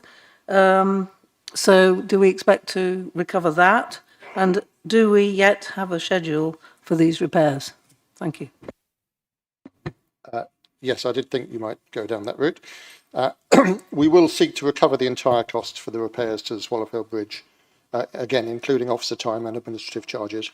An estimated cost of £60,000 was provided to the press following an inquiry a few weeks ago, but it may not be the final figure. In terms of timing, officers have been seeking to arrange repairs ahead of the Swallowfield show this summer, where we know the bridge will be busy. Currently, this is not guaranteed, particularly given the need for the bridge to be open and remain open whilst the show is setting up. Officers continue to work on this with our partners and suppliers, and we will keep ward councillors and the public up to date as this progresses. Thank you, Adrian. Now we have a question from Mike Smith, asking a question of the Executive Councillor for Housing, Partnerships and the Local Plan. Mike. Yes, now that the second stage examination of the local plan is completed or almost completed, please could you provide the council with an update of where we are? Thank you. Thank you, Mike, for your question. And as you've just suggested, we're not quite certain that the second stage is indeed complete. We've had no formal confirmation of that. But at the end of the last session of hearings, the lead inspector, the senior inspector, went out of his way to praise the council for its preparation, presentation and promotion of our submitted local plan. And he went so far as to say that in his many years of experience with local plan examinations, this was one of the best councils he dealt with. I'm sure all members would want to join with me in thanking our officers in the planning service and beyond, because the work on the local plan goes well beyond our planning professionals, for their incredible professionalism and hard work. I was present at quite a few of the hearing sessions, and I was very impressed by the quality of the performance of our council officers. We now await official notification of the next steps, but we anticipate that there will be some required amendments. I referred to that earlier on, mostly redrafting of sentences to increase clarity or bring wording in line with national policy. We will then have to consult on those before the plan can be judged sound. Amendments, I should say, occur in every local plan that's submitted. At that stage, once the amendments are presented to us, our local plans start to gain weight in the planning process, both in terms of applications submitted to the council and in terms of appeals, as the parts not recommended for amendment, and I have mentioned this already, can be regarded as being sound in the inspector's judgment. The plan will not give us full protection from inappropriate speculative development, however, until it's adopted by the council. And I will be bringing it back to the council for that approval at the first opportunity. Thank you. Sorry, Mike, do you have any supplementary? I do, to follow on that. So thank you very much for the detailed response. The inspector's comments sound very, very encouraging. I understand that work has already had to begin on the next local plan, and this new local plan has a higher permissions requirement of 1,308, I think, dwellings per year. And it's got to be completed in an accelerated timescale of over 30 months. So assuming the current submitted plan is approved, when do you think the estimated date would be when we would have to move to this higher number on a permanent basis? Thank you. Thanks for that, Mike. You're absolutely right. It's a strange set of affairs where we've, even before we've formally adopted the local plan that we submitted for examination, ministers are directing us to start work on the next one. And that's because we took advantage of the transitional arrangements that enable us to continue with work on a local plan with 748 new dwellings a year as its aim, rather than the 1,300 plus houses a year that the government is requiring now. The plan at examination, or we believe just finishing examination, once adopted, will protect us from inappropriate speculative development for about 3 years. The 30 months that the government is talking about is incredibly ambitious. I think it's an unrealistic timescale. We already believe that we will require at least another 6 months on top of that. So my estimate of 3 years is based on those kind of assumptions. And in that 3-year period, we will have full protection at the current numbers, 748. We will not be judged against 1,300. However, we will be expected to draw up a replacement plan in that period that does cater for those higher numbers. Thank you. Thank you, Stephen. Next question is from Martijn Andrea, asking a question of the Executive Councillor for Active Travel, Transport and Highways. Martijn. Thank you, Mr. Mayor. Provisional road casualty data for 2025 was published at the end of May, and I noticed that both pedestrian and cycle casualty are rising nationwide. Data for local authorities does not include how the casualty was traveling. Do we know from our own data whether this pattern is happening here? Thank you, Martijn. As you say, the provisional national data for 2025 shows pedal cyclist casualties increased by around 10% and pedestrian casualties by around 4%, compared with 2024, whilst overall casualties remained broadly stable. Ahead of the release of the confirmed national data, we have undertaken our own analysis of local personal injury data in 2025. This identified 196 personal injury collisions, resulting in 253 casualties, around about 5 a week in the borough. Of these, 33 were pedestrians and 41 were cyclists. The number of pedestrians injured is unchanged from 2024. However, injuries to people riding bikes increased from 28 to 41, which is an increase of 46%. The data also shows the same increase in injuries to people riding motorcycles, again 46%, again from 28 to 41. This is against a national trend which is reducing. I'm afraid that injuries to car occupants in the borough also grew by 28% year on year. People walking, cycling or on motorbikes remain disproportionately at risk for the distances travelled, and sadly the seriousness of injury for all 3 of these modes of travel is significantly higher than for car passengers. I will add, however, that research into the health of those who walk and cycle regularly shows a net benefit, even taking into account road safety concerns. We need to make that benefit overwhelming by making walking, cycling safer, as a critical part of our wider programme to improve road safety for everybody. Thank you, Adrian. Martijn, do you have a supplementary? I do. Thank you, Adrian. So what is the council going to do about reducing the casualties on our roads for our users? I mean, you showed the increase.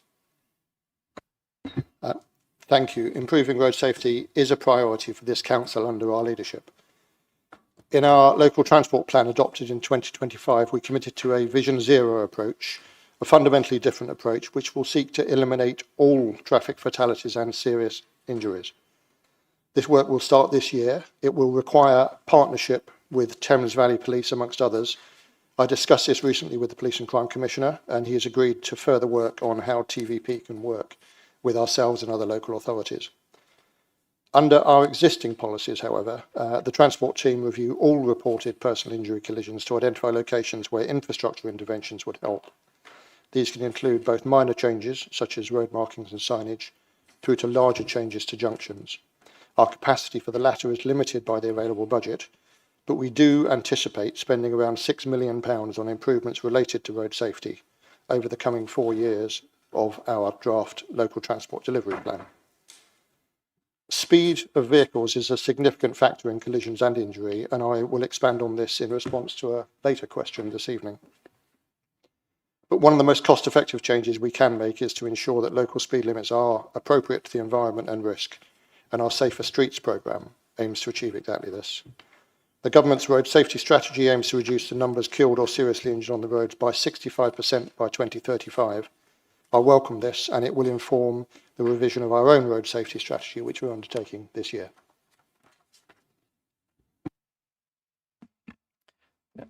Thank you, Adrian.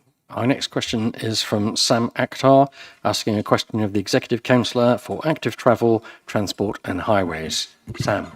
Thank you. The corner of Milestone Avenue is a blind bend on the main cycle route to Pigott Senior School. Young children from Thames Ward cycle this route every day, especially from Sonning and Charville.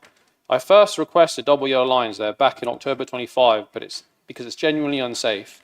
And we're now in July 26, so that's 9 months on, and things still have not progressed, despite several near misses with cyclists. Residents were promised a consultation in Q1 26, however, this has still not materialised.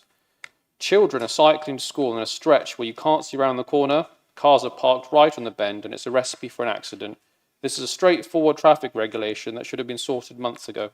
So I'd like to ask Executive Member for Highways, what's the current status of this request?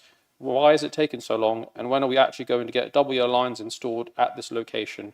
This is a safety issue affecting young people in Thames Ward, and it needs sorting now. Thank you, Sam, for your question, for highlighting the importance of safety on the roads for children travelling to school. It is so important. The request for double yellow lines on the corner of Milestone Avenue will be included in the Council's next on-street parking traffic regulation order amendment. I've learned, unfortunately, there's no such thing as a simple traffic regulation order, but this is clearly important and we need to get on with it. Parking restriction TROs on street are delivered in batches rather than individually, a consequence of the complexities involved and the cost associated with making the changes, further complicated at the moment by the Council moving to a new digital traffic regulation order system. This will improve the speed and reduce the cost of the process for the future. This transition should be complete in the next few weeks, allowing amendments then to be made, and we anticipate the first amendment sweeping up all existing proposed changes, including Milestone Avenue, will be issued by October. Officers do recognise the concerns that have been raised, and these have been taken into account as a part of the proposal for this area and will progress the scheme as quickly as the legal process allows. Finally, I'd take the opportunity to remind everyone that if you have an issue such as this, you can get an update easily via the Highways General Inquiry System at any time. Thanks, Adrian. Sam, do you have a supplementary? Yes. Can WBC please commit to a specific date, either for the consultation to launch or the double yellow lines to be installed?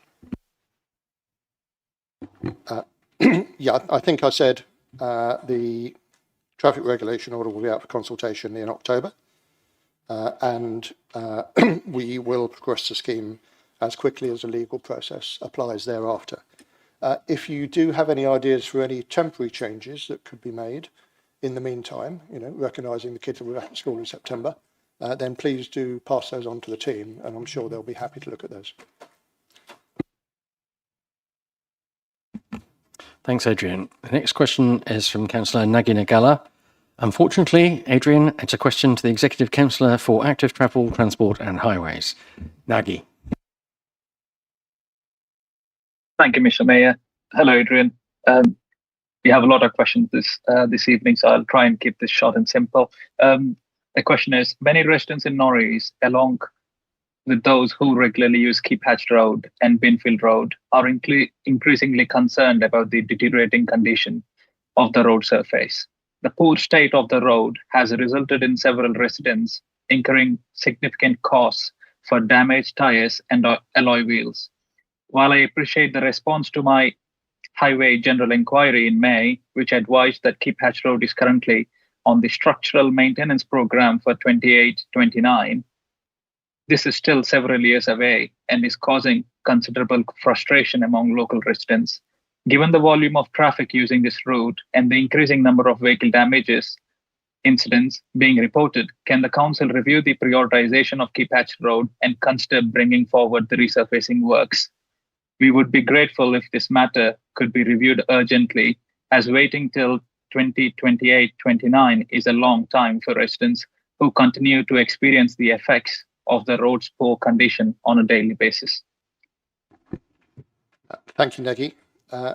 Roads are prioritised for structural maintenance by officers based on the results of the council's inspection programme, and these roads will be inspected regularly and the forward plan updated as required. Unfortunately, bringing a road forward in the programme on other criteria would be at the expense of a road assessed as a higher priority, given the constraints of the council's budget. For many years, the funding of road maintenance locally and nationally has not been sufficient to meet the expectations of residents who quite reasonably want high-quality road services everywhere. Forgive me for not reporting the local history of this, given the fuss this caused last time I did. In the budget this year, we increased funding for structural maintenance for 26-27, and we will be proposing further increases as a part of our local transport delivery plan and next year's budget, and this will hopefully allow further maintenance to be undertaken. Having checked, officers were not aware of any claims submitted to the council relating to road condition and the effect on people's wheels on these roads since 2024, though I appreciate this doesn't mean there have been no issues. Of course, outside of planned maintenance, any issues affecting safety are addressed as required, and if you have any specific locations where safety is an issue, please do report these using the usual process so they can be addressed. Thank you, Adrian. Nagi, do you have a supplementary? Yes, I do.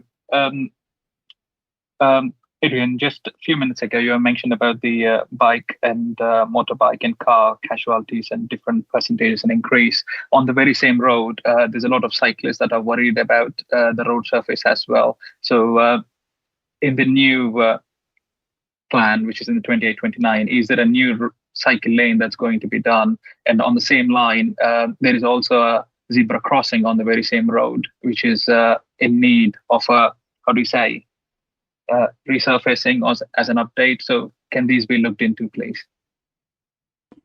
Yes, certainly. If you've got specific issues, please do report these and they'll be looked at. I'm not aware of any major walking and cycling improvements in that area in the next few years, but if you could point us at the locations, we can certainly take a look. Thank you. Thank you, Adrian. And now the next question is from Jackie Rance, who, for a change, is asking a question of the Executive Councillor for Refuse and Recycling. Jackie. Thank you. February 2026, the B3270 from Shinfield to Sindlesham was badly flailed. At Council, I asked Environment and Climate Emergency what was the cost, as it was poorly done and clearly a waste of money. Miss Harding promised to send price details, none arrived. 1st, 2nd July, the entire length of the 3.8 miles was again flailed. With the hot sun, the verge is straw, brown, few weeds and did not need cutting. The B3270 is a standard 2-lane, 20 to 24 feet road. The pavement is 6 feet wide, the verge is 5 foot wide. Then comes the trees. Total 11 feet wide of clear vision leading up to the road, which is straight. No housing, not an iota of encumbrances, no site restrictions whatsoever. So the money used thrice could have been used for play parks, roundabouts, verges, major road signs, which have been completely neglected. This would have pleased all the Shinfield Council taxpayers. In 4 months, this area has had unnecessary attention 3 times. At what huge cost, please? And could I also ask who is looking at the schedules for tree and grass cutting, as something is clearly out of kilter? Thank you for your question, Jackie, and please accept my apologies that you were not provided with an answer before now. These works are just part of an overall contract which covers 560 miles of road and footpaths, 800 acres of open spaces, including 114 play areas, 4 cemeteries, 12.5 miles of hedges, and 52,000 square metres of shrubs. Priority is given to roundabouts, junctions, sightlines, play areas, and playing fields. The contract cost is not broken down by road or by how many bushes and shrubs or on a particular patch of land. Turning to the B3270 specifically, the scheduled flailing was carried out in February, but unfortunately the work was not completed to the required standard, so the contractors returned to the area and to tide it up, and there was no additional cost to the council for that work. Subsequently, the scheduled grass cutting took place in June to trim lower grass and weed growth. The flail works carried out in July were in response to residents reporting that vegetation was obstructing the cycleway, making it difficult for cyclists to pass pedestrians. Whilst this is a wide path, the works carried out ensured the full extent of the path was kept clear. Officers worked with our contractors to help balance scheduled work and reactive works across the borough. Between April and September, they tried to keep vegetation works to a minimum, so only reactive health and safety works are carried out during this time to protect nesting birds and other wildlife. We are grateful to our residents and customers who report local issues, particularly that impact the highway, so the contractor can respond to these accordingly. Thank you, Stephen. Jackie, do you have a supplementary? No, thank you. Thank you very much. The next question is from Moses Ingobwena, who's asking a question of the Executive Councillor for Climate Emergency, Community Safety and Public Protection. Moses. Thank you, Mr. Mayor. The Council is preparing to commit to a major construction contract with Equians based on 40-year financial model. However, the solar panel performance warranties expire at year 30, which means that 25% of the model relies entirely on uncontracted energy production. Given that panel degradation is frequently nonlinear, product failure risk escalates sharply after year 25, and spot repairs could severely erode returns. How can the executive member justify the validity of the project's net present value without a risk-adjusted operations and maintenance budget, a dedicated sinking fund for late-stage component failures, or a third-party performance warranty insurance policy backed by an A-rated insurer covering 31 to 40 years? Thank you for your question, Moses. Imogen, as the Exec Member for Finance, because this relates to the business case for the solar farm, is going to take the answer. Thank you for your question, Moses. Yes, the solar farms fall under the executive role for finance and governance now. You asked a similar question through the previous climate emergency overview and scrutiny committee meetings, and our officers provided you with technical answers at the time. But for the ease of everyone listening, I will summarise the position. It is recognised that manufacturer's performance warranty for the proposed solar panels extends to 30 years, whereas the financial appraisals model have a 40-year operational life. However, the expiry of the warranty does not mean that the generation ceases or the wholesale replacement of the panel becomes necessary. It simply means that the Council assumes a greater degree of operational risk beyond the warranty period. Independent technical advice confirms that continued operation to year 40 is a reasonable assumption for the modern N-type solar technology, which is what is proposed in this project. Solar panel degradation is the process through which a photovoltaic panel degrades and reduces efficiency year after year. The solar farm business case applies to an industry standard of annual degradation rate of over 40 years, resulting in approximately 83 to 85% of the original output at year 40, plus ongoing operations, maintenance and asset management costs. As with any long-term infrastructure asset, there can be no guarantee of performance beyond the manufacturer's warranty period. Officers are reviewing insurance options which are appropriate for the long life renewable of the asset of this nature. This will include standard construction and operational cover with the ability to explore additional protections such as extended warranty or performance-related insurance, where this offers clear value for money. The financial business case, which was scrutinised by the Climate Emergency Overview and Scrutiny Committee, of which you are a member, in November 2025, is measured against the financial parameters approved by the Executive and the full Council in 2021. It is not a net present value assessment of your, as your question Imogen, alludes. can you wrap up, please? Okay, the latest business case continues to indicate an average annual net income in excess of 1 million for the operational life of the project. Thank you. And thank you. And sorry, Moses, do you have a supplementary, Moses? Yes, I do, Mr. Mayor. I cannot recollect asking those questions at the Overview and Scrutiny Committee. Let's just put that on the record. The questions I asked at the Overview and Scrutiny Committee were private, were strictly about what the net present value was, not the circumstances surrounding it. But my question is this, because you alluded to the original business case 2021. The original business case approved by the full council in September 2021 was strictly authorized under a 25-year capital expenditure and borrowing framework. Moving to a 40-year model heavily masks the true financial performance of the asset by spreading borrowing costs over nearly double the time horizon. Does the executive member intend to bring this vastly altered 40-year financial framework back to full council for a formal vote, or is the executive member relying on the original 2021 delegated authority, despite completely changing the structural parameters of the project? Imogen, before you answer, as we're reaching the end of the time, so before we go further, I'd like to propose that Council Procedure Rule 5.14.8 be suspended to allow all council questions to be heard and answered. Do I have a seconder? Loads. We'll go with Pauline. Thank you very much. All those in favour? That's carried. Thank you very much indeed. In which case, we'll go to Imogen. You may answer. Thank you, Moses. I believe this has been reviewed through the Climate Emergency Overview and Scrutiny Committee and through our Corporate and Community Committee. And in November 2025, it obviously was raised then, and from what I'm told, is that you asked the same question. Now, our officers have offered you the possibility of meeting with the engineers and discussing more detail, if that's what you want. I would suggest that you take up that offer. Thank you.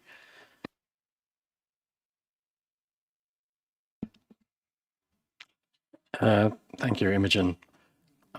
Our next question is from Shona Turtle to ask a question of the Executive Councillor for Active Travel, Transport and Highways. Shona. Thank you, Mr. Mayor. The principal link from Greater Crowthorne, which includes my ward of Wokingham Without, to the A329M and the M4, is Old Wokingham Road. Although that road lies almost entirely within Bracknell Forest, any interruption to traffic on this road causes very severe delays. You announced at the Wokingham Without Parish Council annual meeting in April that work would start in September this year to construct a new roundabout at the junction of Old Wokingham Road with Waterloo Road and Peacock Lane. But I've not seen any notification that this work will take place. Can you confirm when the work will start, the planned duration of the work, and how this contract will be funded? Thank you, Shona. It was a pleasure to have the opportunity to talk with parishioners at the Wokingham Without annual meeting earlier this year. I'm not sure I meant to make an announcement as such, because I think what I talked about was already in the public domain. But given the significance of the project, I think it would have been remiss of me not to have included it in the conversation. The improvement of the junction between Peacock Lane and Waterloo Road is part of the South Wokingham strategic development. It's funded via the South Wokingham Distributor Road capital funding allocation set out in the MTFP. In addition to improving junction capacity, it will also be easier to navigate, which I know local people will welcome. All works to improve the junction are, as you say, in the borough boundary of Bracknell Forest, and there are a number of procedures and consents that are necessary between the two boroughs before works can commence. This includes the transfer of the land to Wokingham, sadly only for the period of the construction, and this was only approved last week. Teams from both councils are working to finalise other details, which will allow us when firm, to confirm details to the public, including the traffic management arrangements. I can't give an exact date whilst some details are being finalised, but we are expecting works to commence in autumn 2026.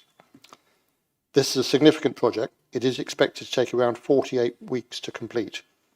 The project team will provide further information to councillors, the parish, businesses and the public in advance of work stating and on progress, as it's done for all other aspects of the South Wokingham project. Whilst the work is underway, the newly opened Crowdace Link Road will provide an alternative route towards the M4, and as with other changes in the area, this work has been arranged to ensure there are viable alternative routes available. Thank you, Adrian. Shona, do you have a supplementary? Yes, I do. Thank you. Can I just clarify? Did you say 48 or 428? What number? Weeks? 48. 48. Yeah. Yeah, exactly. Given the potential for the long delays and inconvenience caused by the previous simultaneous closures, what specific traffic management plans or measures will be implemented for this vital route to the A329M? I think this is the third time we've had the discussion about whether there were simultaneous closures or not. And I will stress again that at every stage in this project, the main roads, which we promised to not close simultaneously, were not closed simultaneously. However, moving on to this work, as I said, final details are being agreed now. Traffic management needs to be agreed between the two boroughs, and as soon as we have those plans available, they will be shared. Thank you, Adrian. The next question is from Peter Harper, asking a question again to Adrian, the Executive Councillor for Active Travel, Transport and Highways. Peter. Thank you, Mr. Mayor. Recent change to the speed limits in Wokingham have stated that the reduction in speed limit is intended to reduce risk and severity of collisions. What evidence does the Council have that reducing speeds from 30 to 20 miles an hour results in a significant reduction in road traffic collisions and casualties? Thank you, Peter. I welcome the opportunity to explain why lower speed limits in appropriate areas improves road safety. It is a matter of basic physics that the distance covered reacting to an unforeseen hazard, the stopping distance and the energy dissipated in a collision are all a function of vehicle speed, and these are all fundamental to whether a collision can be avoided and its severity if it cannot. Pedestrians are 5 times more likely to survive a collision with a vehicle travelling at 20 miles an hour than at 30 miles an hour, and other analyses put the figures much higher. Local comparisons, however, are difficult, as Wokingham has one of the lowest proportions of 20 mile an hour roads in the country. However, just under half of our road casualties are on roads currently with 30 mile an hour limits, where on average 2 people are injured every single week. In 2025 data for Wokingham, the proportion of injuries attributed to vehicle speed or the failure of another road user to judge the speed or path of a vehicle both rose significantly, indicating a growing concern. We do have the benefit of nation-scale evidence following the policy change in Wales, where the default urban speed limit changed from 30 to 20 miles an hour. In the first year, collisions fell by 22.5% and casualties by 23.8% year on year.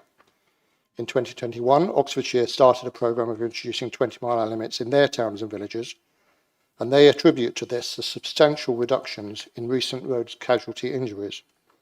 Ours, as we heard earlier, is sadly going the opposite way. These are all reasons why the administration led the development and adoption of a new speed limit policy, and it is the basis of our Safer Streets project. This aims to give more appropriate speed limits in town and village centres, residential estates and rural minor roads. And given that we are targeting this approach, I'd expect to see reductions in casualties of at least the levels found in other evidence. Thank you, Adrian. Peter, do you have a supplementary? Thank you, Adrian, for that explanation. The question was quite specific in asking for evidence of improvements when a 20 mile an hour speed limit was imposed on an area, rather than an explanation of physics. Can I draw your attention to a peer-reviewed 3-year study carried out by the University of Belfast Public Health Department on the reduction of speed limits in Belfast. It came to the following conclusion: a 20-mile-an-hour speed limit intervention implemented at city centre scale had little impact on long-term outcomes, including road traffic collisions, casualties and speed, except for reduction in traffic volumes. So they found that it doesn't improve safety on our roads, but diverts traffic onto other routes, creating more issues for other residents. Apart from around schools and other community facilities, these changes are not supported by residents. Will he read this study, learn from it, and stop implementing these unpopular 20-mile-an-hour speed limits across the borough? Thank you, Peter. I'll very happily read it. Congratulations on finding a report that proves the opposite of almost every other report on the subject. I think I explained the most recent experience from Wales, which I think as a whole is more akin to what we're proposing here, albeit less targeted. If you genuinely believe that not slowing vehicles down is beneficial or makes no difference to road safety, then we need to have a longer conversation. Our programme is explicitly not a blanket change, which you described in Belfast. I don't know if you haven't read the proposals we're making, or if you have read them but you're choosing to describe them in other ways. You seem relaxed about the road safety issue. If you don't subscribe to our proposals for how to reduce casualties on the road, please do explain what is your acceptable level of injury, what are your proposals for reducing casualties. You talk about changing limits at schools. Well, not everyone school children don't live at schools. They travel to schools along roads, and along those roads they are at risk, which is why we are focusing on town and village centres, residential areas and rural minor roads. Be very happy to discuss this further with you, but I think we need a balanced discussion, not cherry-picking evidence in order to try and make a case. Thank you, Adrian. Moving on. Next question is from Charles Margetts, asking a question for the Executive Councillor for Housing, Partnerships and the Local Plan. Charles. Thank you, Mr. Mayor. At the November council meeting last year, I asked a question about the Carnival Pool Flats development. This was originally expected to make a profit of 1.4 million when it started in 2021. In response to my question, it was confirmed at the time that the expected loss was 1.3 million. These figures were based on an expected completion date of the 13th of October 2025, according to information I was given by officers at the time. We're now close to the end of July 2026. How many of the 55 flats have completed sales, and what is the expected loss now to the taxpayer on this development?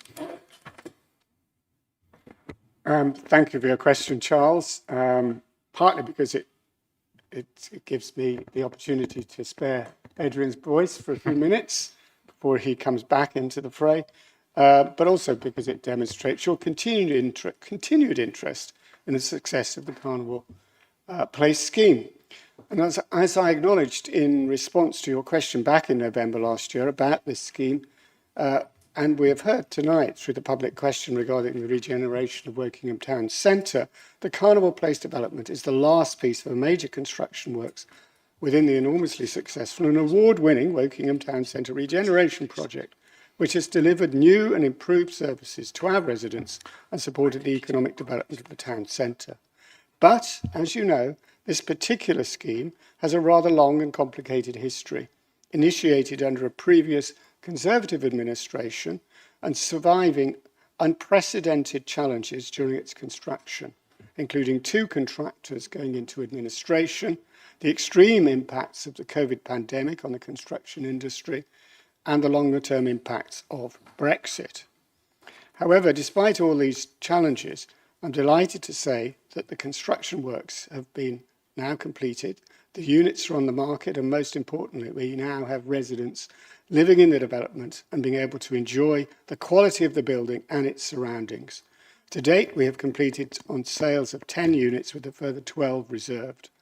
We continue to work with our selling agent, Hatton Home, to progress the rest of the sales, and we are confident that this will be done in due course.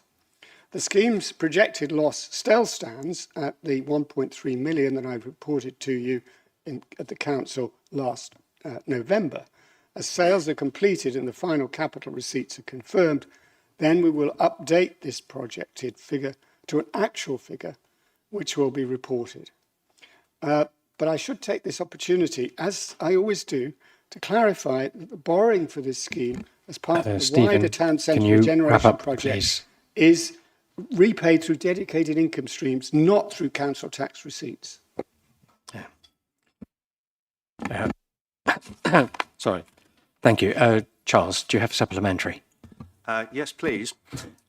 So thank you for that, Stephen. Basically, I actually asked officers, or the officer responsible, this question about 8 weeks ago, didn't get a response, so put in an FOI request, which I got a response to this morning, which agreed completely with the figures you've just given me and said they date from September 2025.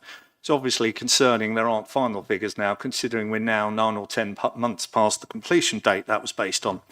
Now, when I asked this question last year, basically, I asked, you referenced that better procurement processes were being put in place, and I asked you if you'd share them with me, and that didn't happen. In September last year, I asked about the Toutley decision to write off £1 million of funding to stop the care home development. I asked, basically, with assuming £50,000 for planning development, where did the £950,000 get spent? That didn't happen either. We're now basically in an era where, according to figures from officers, the Barkham solar farm, which has been discussed tonight, is moving forwards. And the council has now spent £4.3 million in advance of basically signing a contract or an estimated completion date, nearly 20% of the budget. And I'm a little concerned that vast amounts of money are being spent here, basically without any promise or basically commitment of a return and significant risk to the taxpayer. Financial transparency is very important. So I would ask basically if I can have an accurate figure on Carnival Pool in the next month, and also because I think this is of critical importance to the taxpayer, if I can have an answer to my questions from November and September, which was promised in this council chamber, and if we can have a commitment that future questions on financial issues in this council will be answered in a clear and transparent manner.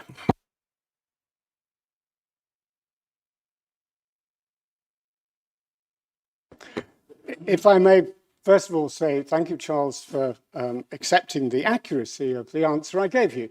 That was what I was intending, that you should have an accurate answer, and you've received it.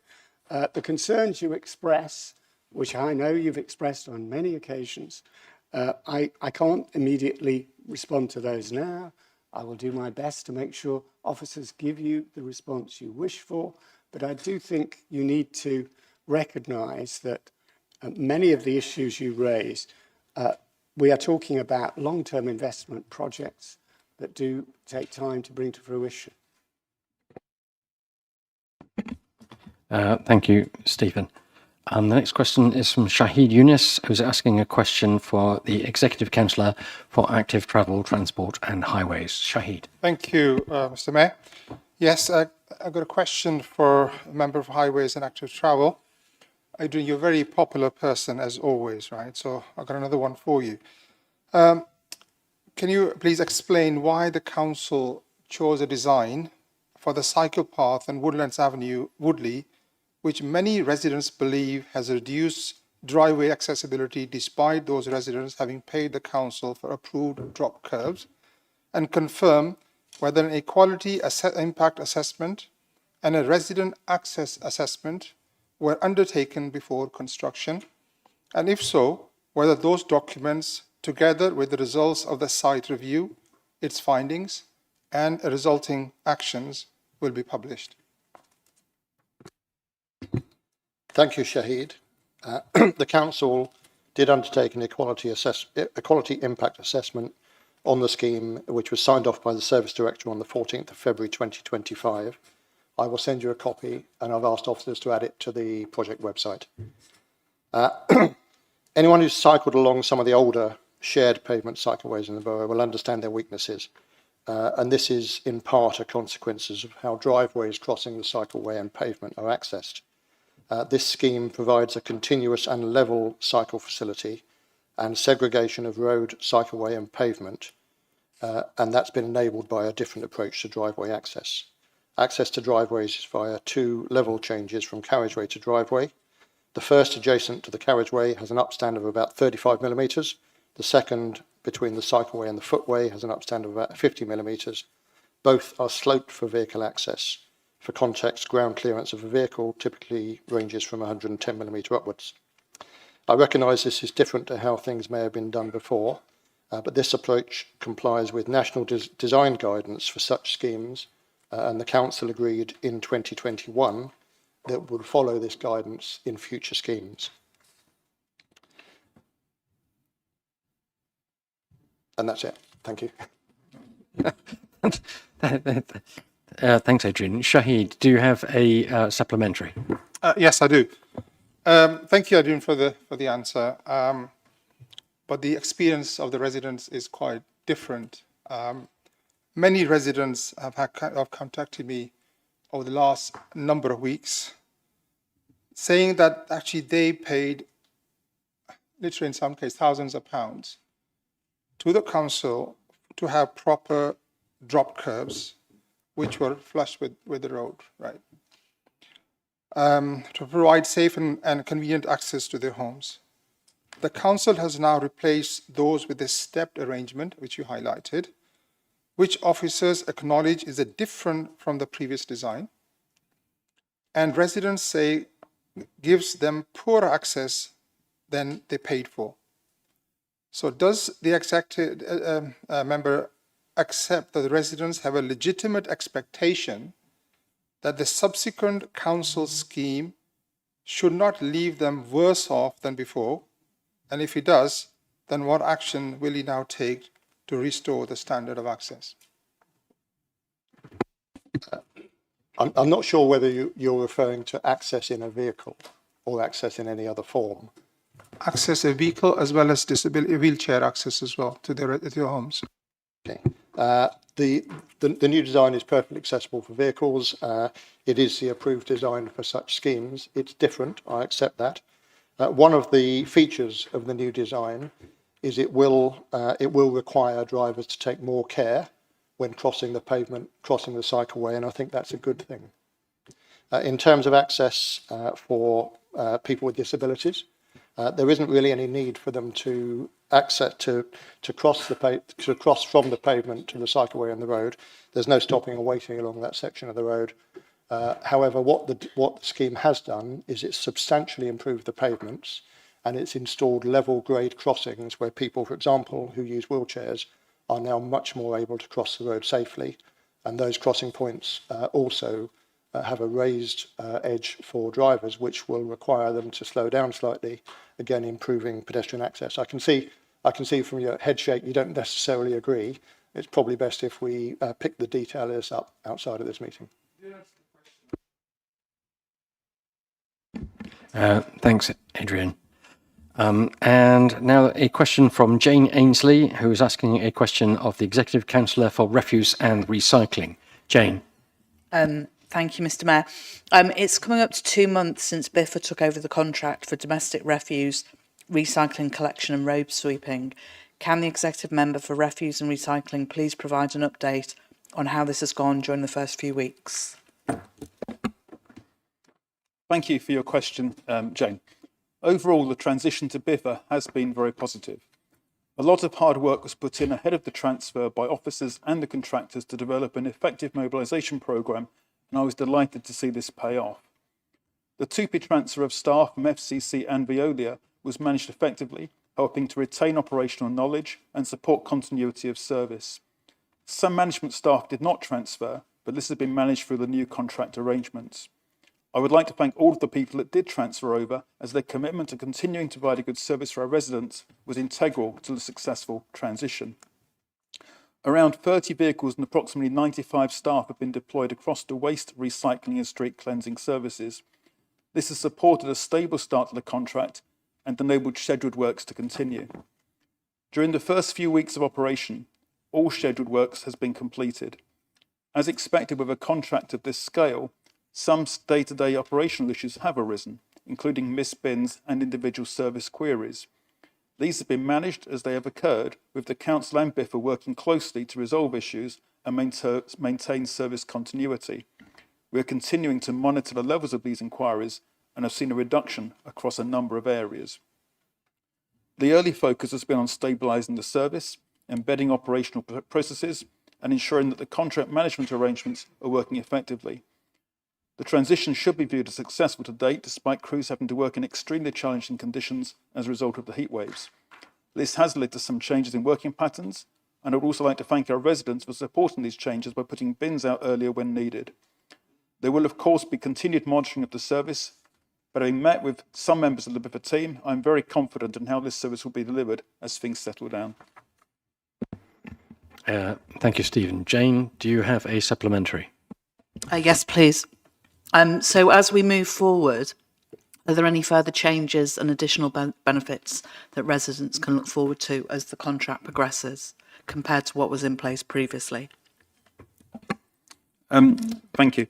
Well, the new contract is designed to improve resilience, reporting responsiveness and efficiency across waste collection, recycling and street cleansing services. Key improvements include the use of new vehicles and equipment, some of which are smaller electric vehicles for specific operational tasks. These vehicles are already supporting more flexible deployment and reducing emissions. Overall, the new fleet is helping to modernise and streamline the way services are delivered.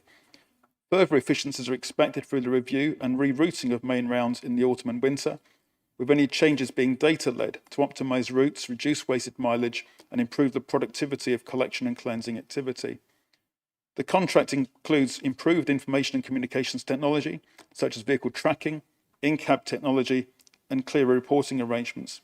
This will all help the Council and BIFA to track work more effectively, investigate issues more quickly and inform contract management and performance reviews against the agreed targets.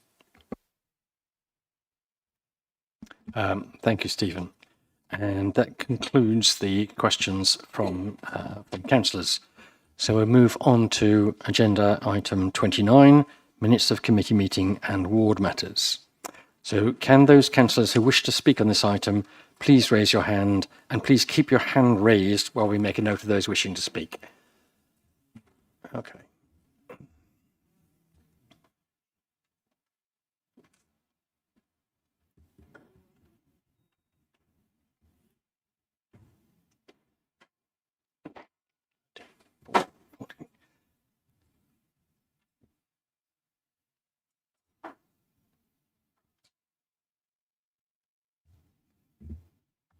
Or 14 I've got.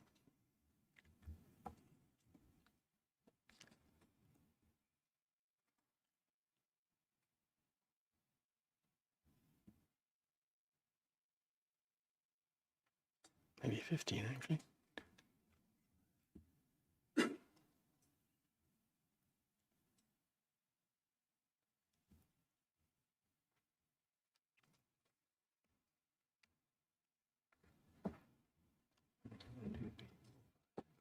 I've got some they're missing there. Okay. You've got Rohit. There you go, Rohit. We should have 15. How many have you got?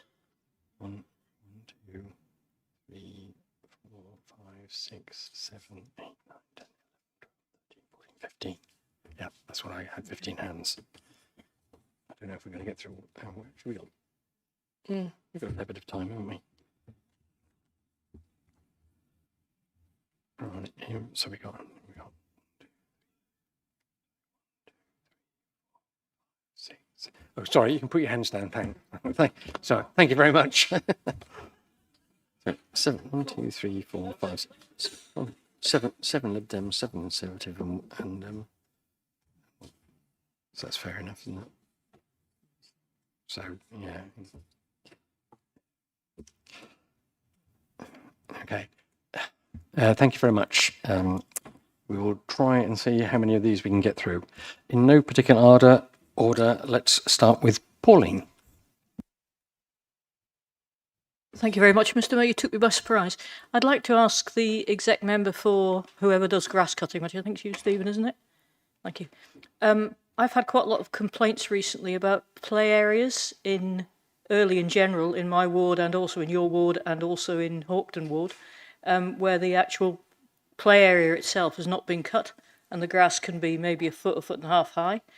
I believe we might be changing contractors at the moment. I'm just wondering if you could find out for me and look into the management of the contractors and whether it's actually being cut properly on schedule, because it feels to me like it might just be reacting to when somebody complains. One resident actually in Hawkton had to cut it himself. Thank you. Yes, I've seen some of that for myself and I'm aware of it and I've raised it with officers. There hasn't been a change of contractor, but there has been a takeover of the contractor. That may be what you're thinking about. I have been discussing this with officers and they are currently going around doing corrective actions. There's a number of stuff that's going on in that area. We've also been retraining some of the staff so that when they do go out, they can do more stuff when they're actually there. So there are weekly inspections, but we're just recognising there is an opportunity to improve things there. And they're also increasing the frequency of other visits. We're particularly keen to try and get these things sorted out because we're now into school summer holidays when we can expect children and their families to want to enjoy these facilities a lot. So yeah, it's very much saying we're aware of and a priority, but thank you. Thank you, Stephen. And next question for Richa Singh, please. Thank you, Mr. Mayor. My question is again to the Executive Councillor for Refuse and Recycling on similar lines. As a councillor from Avendon's ward, I have been contacted by residents about the condition of the play area at Heron Park. Officers advised that maintenance work including trimming, weed treatment and bark top-up would be undertaken. Yet little improvement was reported several weeks later. Could the executive member explain why these works have not yet been completed and provide a timetable for when they will be finished? Heron Park is a valued place for local children and families, and residents will welcome assurance that it will be maintained to a safe and enjoyable standard. Thank you, and thank you for sight of your question ahead of the meeting to help me prepare for it. I'm just thinking that I might be giving you a run for your money, Adrian, if it carries on like this, but we'll see how it goes. As I just mentioned in response to Pauline's question, it's a very similar theme, obviously, as you'll guess. The contractors are currently carrying out targeted work across play areas to address issues of weeds, overgrown areas, and the bark levels, all of which are important. Bark top-up for sites have been progressing, and indeed there's an additional delivery of bark currently expected, and that will help a lot. I'm not aware of when that's arriving, but it's due soon, and I will try and get back to you once we know when that's happened, and we can say when the work's being done. As I just said to Pauline, we are getting the play inspectors who carry out the weekly safety inspections. They're actually being given some more equipment and training to try and address some of these issues when they go around, and also the other officers and contract supervisors. They're also increasing the frequency of their monitoring inspection visits, and I'm sure that overall that should see the improvement that we're looking for, but I'm going to keep a close eye on it as well going forward. Thank you. Thank you, Stephen. And the next question then will go to Alison Swaddle, please. Thank you, Mr. Mayor. I think we're all aware that watching council meetings on YouTube is not a really popular activity. Not a lot of our residents are watching us tonight. So I was quite astonished when I looked at the Woodley Town Council planning meeting YouTube that so far, it was only last night, being watched by 331 people. And they were not impressed, I'm afraid, by Councillor Mark Ashwell. So this is who my question is to tonight. I've been reading hundreds of comments on social media today where Mark revealed that the cost of, well, it wasn't a secret. We knew the cost of a new footpaths was going to be with the proposed car parking. And most people, I think, can understand why the new paths are a good idea. We want it more accessible. We want everyone to be able to enjoy that park. But then hearing that further costs to improve the car park would mean using Ashbury as an events venue. And people in Woodley, the majority of comments I've read, obviously I haven't spoken to everyone in Woodley yet, but I know I will be. I know my Labour colleague will be, my Conservative colleagues in Woodley, and I'm sure Carol and Beth will be too, talking to residents about your ideas and plans for Ashbury Park. We love that park as a natural place, you know, to go and enjoy the awe, the beauty of watching dragonflies, foxes, rabbits, deer even, butterflies, to enjoy the quiet serenity of a walk in the countryside. It's not a huge park like Dinton. It is surrounded near by residents who don't want the noise of events. So, you know, please can you assure me that you will be talking to residents, talking to borough councillors, really consulting before moving forward with any of these plans? Thank you. Yes, thank you. It's good to be a superstar on Woodley Town Council's video. Yeah, look, it's being upgraded from just a park to a country park. So it's coming into our 30 country parks. Our officer at the time, and I did wince a bit, I got to say, was over exuberant, I think, about busting up as far as he described. I don't know if you saw my expression at the time. So, look, we're going to nurture Ashtonbury Park. And certainly the communication I've had is that it'd be great to have a cafe and great to have toilets there. Beyond that, we are a million miles away. But do you know what? The path has made a real difference. And it's not quite complete yet. We're going to roll in the pea shingle to look like Dinton Pastures. It's a nice wide path, as we heard earlier tonight. So sign language, etc., will go on there. And I've had so much excellent feedback on the work we've done so far. But look, we'll be all in it together as we develop it as a country park. Thank you.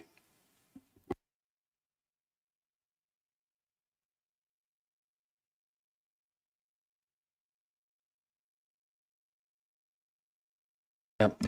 My apologies. Right, we'll move on to the next question. Can I go with Beth, please?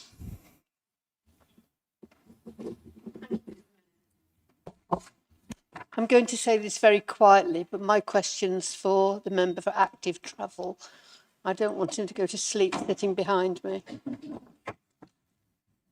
Many residents in my ward have been asking for some time about the poor quality of road markings on the estate, particularly on Nightingale Road, and I know that they've been asking Carol as well. The roundabouts have now merged with the road surface and become a bump in the road. This has made our roads feel less safe. Please will you tell me when we are going to do something to correct the situation? Yeah, thank you, Beth, and thank you again for advance notice of your question so I can answer it properly. I'm aware of this issue and a number of similar concerns in many locations across the borough. Officers have developed a recovery plan to reinstate lining where this is a problem. This will start on the 17th of August, and our partners, Volker Highways, will run a 4-week programme of lining, which will include these roundabouts and all other similar issues where these have been reported. Separately, we've acquired a capability, or I should say Volkers have acquired a capability to undertake ad hoc repairs more quickly and more cost effectively.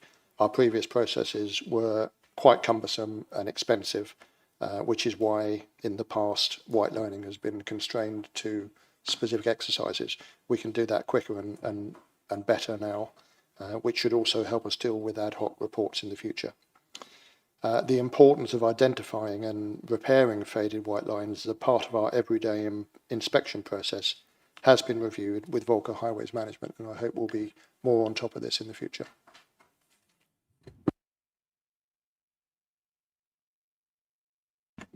Thank you very much. And we shall move on to a question from Jackie Rance. Thank you. In Wokingham Today's From the Chamber last week, Councillor Timlin focused on WBC's revised climate and nature strategy, which states trees and green spaces reduce flood risk, improve air quality and support our physical and mental well-being. She expressed pride that 60,000 trees have been planted in recognition of our commitment to protect our natural environment, which can only happen if we all play our part, reducing waste and supporting environmental projects to create a greener, healthier Wokingham for future generations. May I ask then, what has happened to the promised great clean-up of gross litter, clothing, plastic detritus spread all along the 3.8 miles of the M4 side of the B3270 Shinfield to Sindlesham, notwithstanding motorists are at fault? Councillor Hare promised a clearance end of February. Cleaner and Greener promised end of April, though Lord knows why, when it was painfully obvious the grass, bushes, weeds would have overgrown it all. Think of the danger to wildlife, possibly of fire and all that waste, polluting air, water and soil, which is so contrary to the climate and nature strategy Councillor Timlin espouses. Thank you.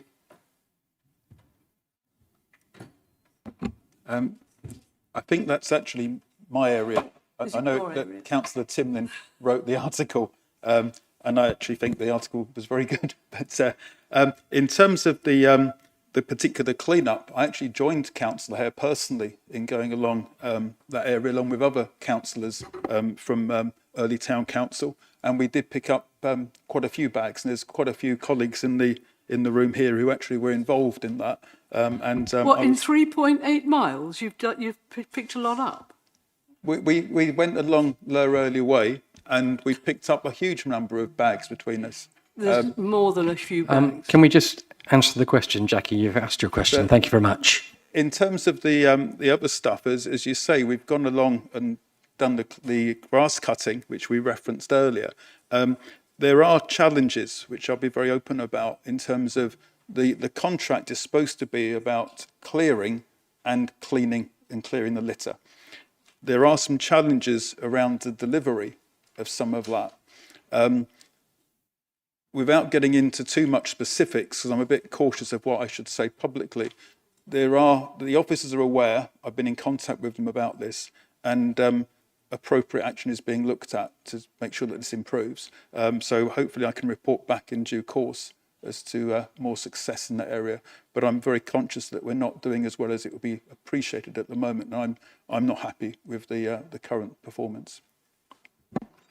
Thank you, Stephen. And the next question will go to Caroline Smith. Wherever Caroline is. There you are.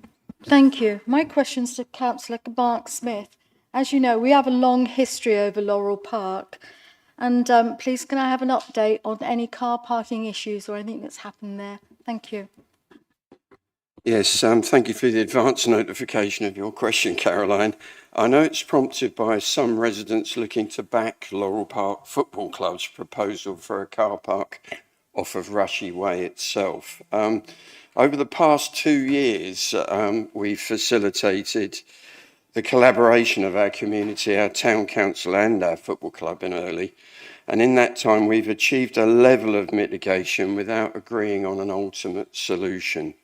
I welcome the recent residents' petition to back the excellent Laurel Park Football Club in their endeavours, and I unconditionally offer you further help in solving this Early community conundrum.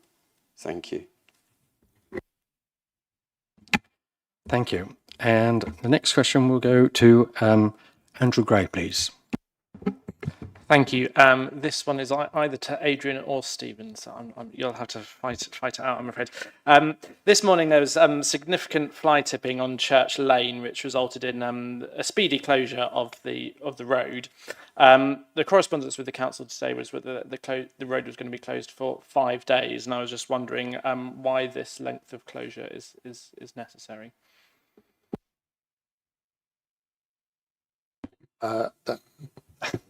I'm astonished. I thought I saw a version that said it would be open today, but I would have to check. Yeah, I can't see any sensible reason why we can't clear fly tipping more quickly. I would hope if that's the case, it's a very good reason, but we'll need to find out and get back to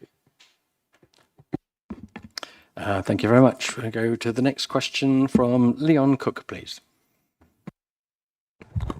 Thank you, Mr. Mayor. This is for Stephen. It's about Greenbelt and the local plan. I'd just like to come back to your comments there about the local plan. So my understanding is, at the earliest, the one with the inspector won't be signed off until March.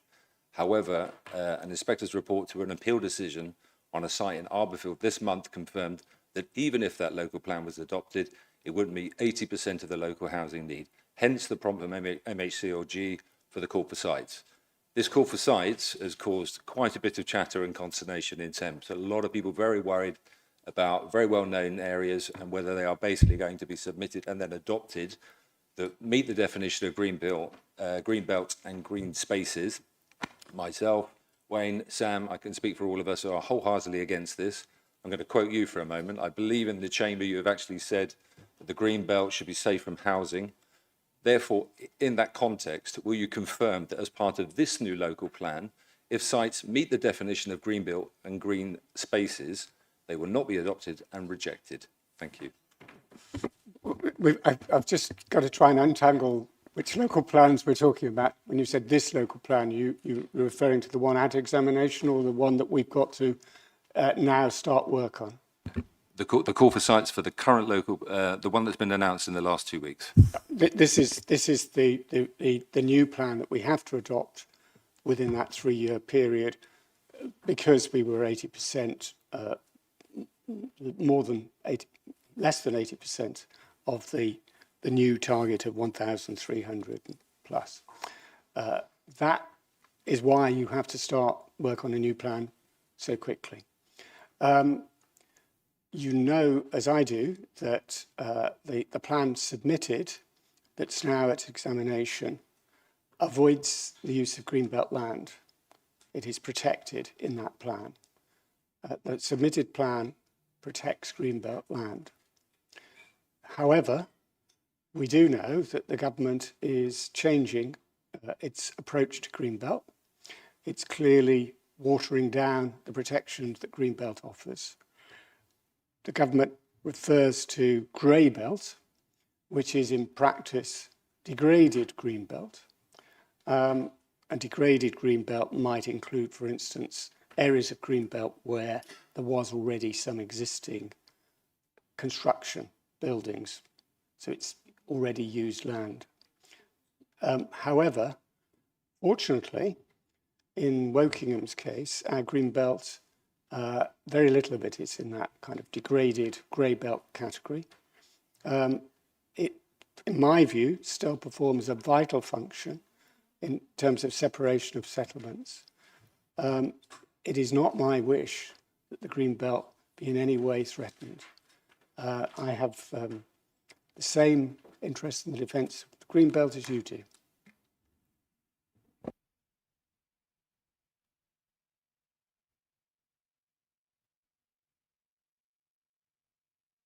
Thank you very much. I'm going to try to get to as many of these questions as we can, but I'd like to get to all items on the agenda if possible. So I'm going to suggest that we suspend Rule 5.3.1 to allow ourselves, or to allow me to extend the amount of time we have available for ward questions by 15 minutes. I'm going to propose that. Could I have a seconder? Loads of choice. We'll go with Mike this time. Thank you very much. All those in favour? I think that's a majority. Thank you very much. That's carried. We'll carry straight on, in which case I think the next question will be from Jane Ainsley. Thank you, Mr. Mayor. Please could the Executive Member for Business and Economic Development update us on the potential closure of TJ Jones and its post office in Wokingham Town Centre? We have to have started. Yes, thank you for your question, Jane. We're acutely aware that TJ Jones are planning to close 150 of their 400 outlets across the country. All outlets have been put on notice in this regard, so we're lobbying TJ Jones hard to keep our outlet in the town centre because it operates our post office. But we're also actively looking at the potential relocation of that post office to adjacent businesses as a contingency. Certainly, Jane, we will retain our valued post office in our Wokingham Town Centre. Thank you. Thank you, Mark. We'll go on to the next question from Rohit Alawat, please. Thank you, Mr. Mayor. My question is to Executive Member for Environment and Climate Emergency. In the March full council meeting, councillors and residents were advised that a grant of 60,000 had been secured to replace the damaged bridge early. 4 months later, the council is reportedly seeking financial support from Early Town Council towards the same project. Can the executive member explain whether the 60,000 grant was originally assessed as insufficient to deliver the bridge replacement, and if not, why this was not identified before the announcement was made? Given that the latest estimated cost is now over 100K, representing an increase of more than 65% from the original funding amount, can the executive member explain the reason for such a significant variance? Thank you.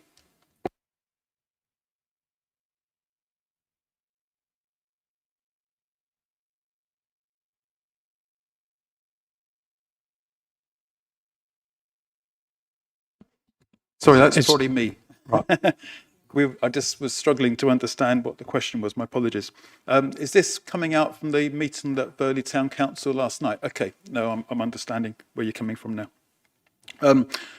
I did wonder whether there might be some questions around this, so I did sort of prepare some notes on it. So as you know, the bridge has been out of action for about a year now, and I've been in post for just 2 months of that period. A lot of work was done to try and address this previously, and as you know, money was put into the current MTFP for replacement. That was £60,000.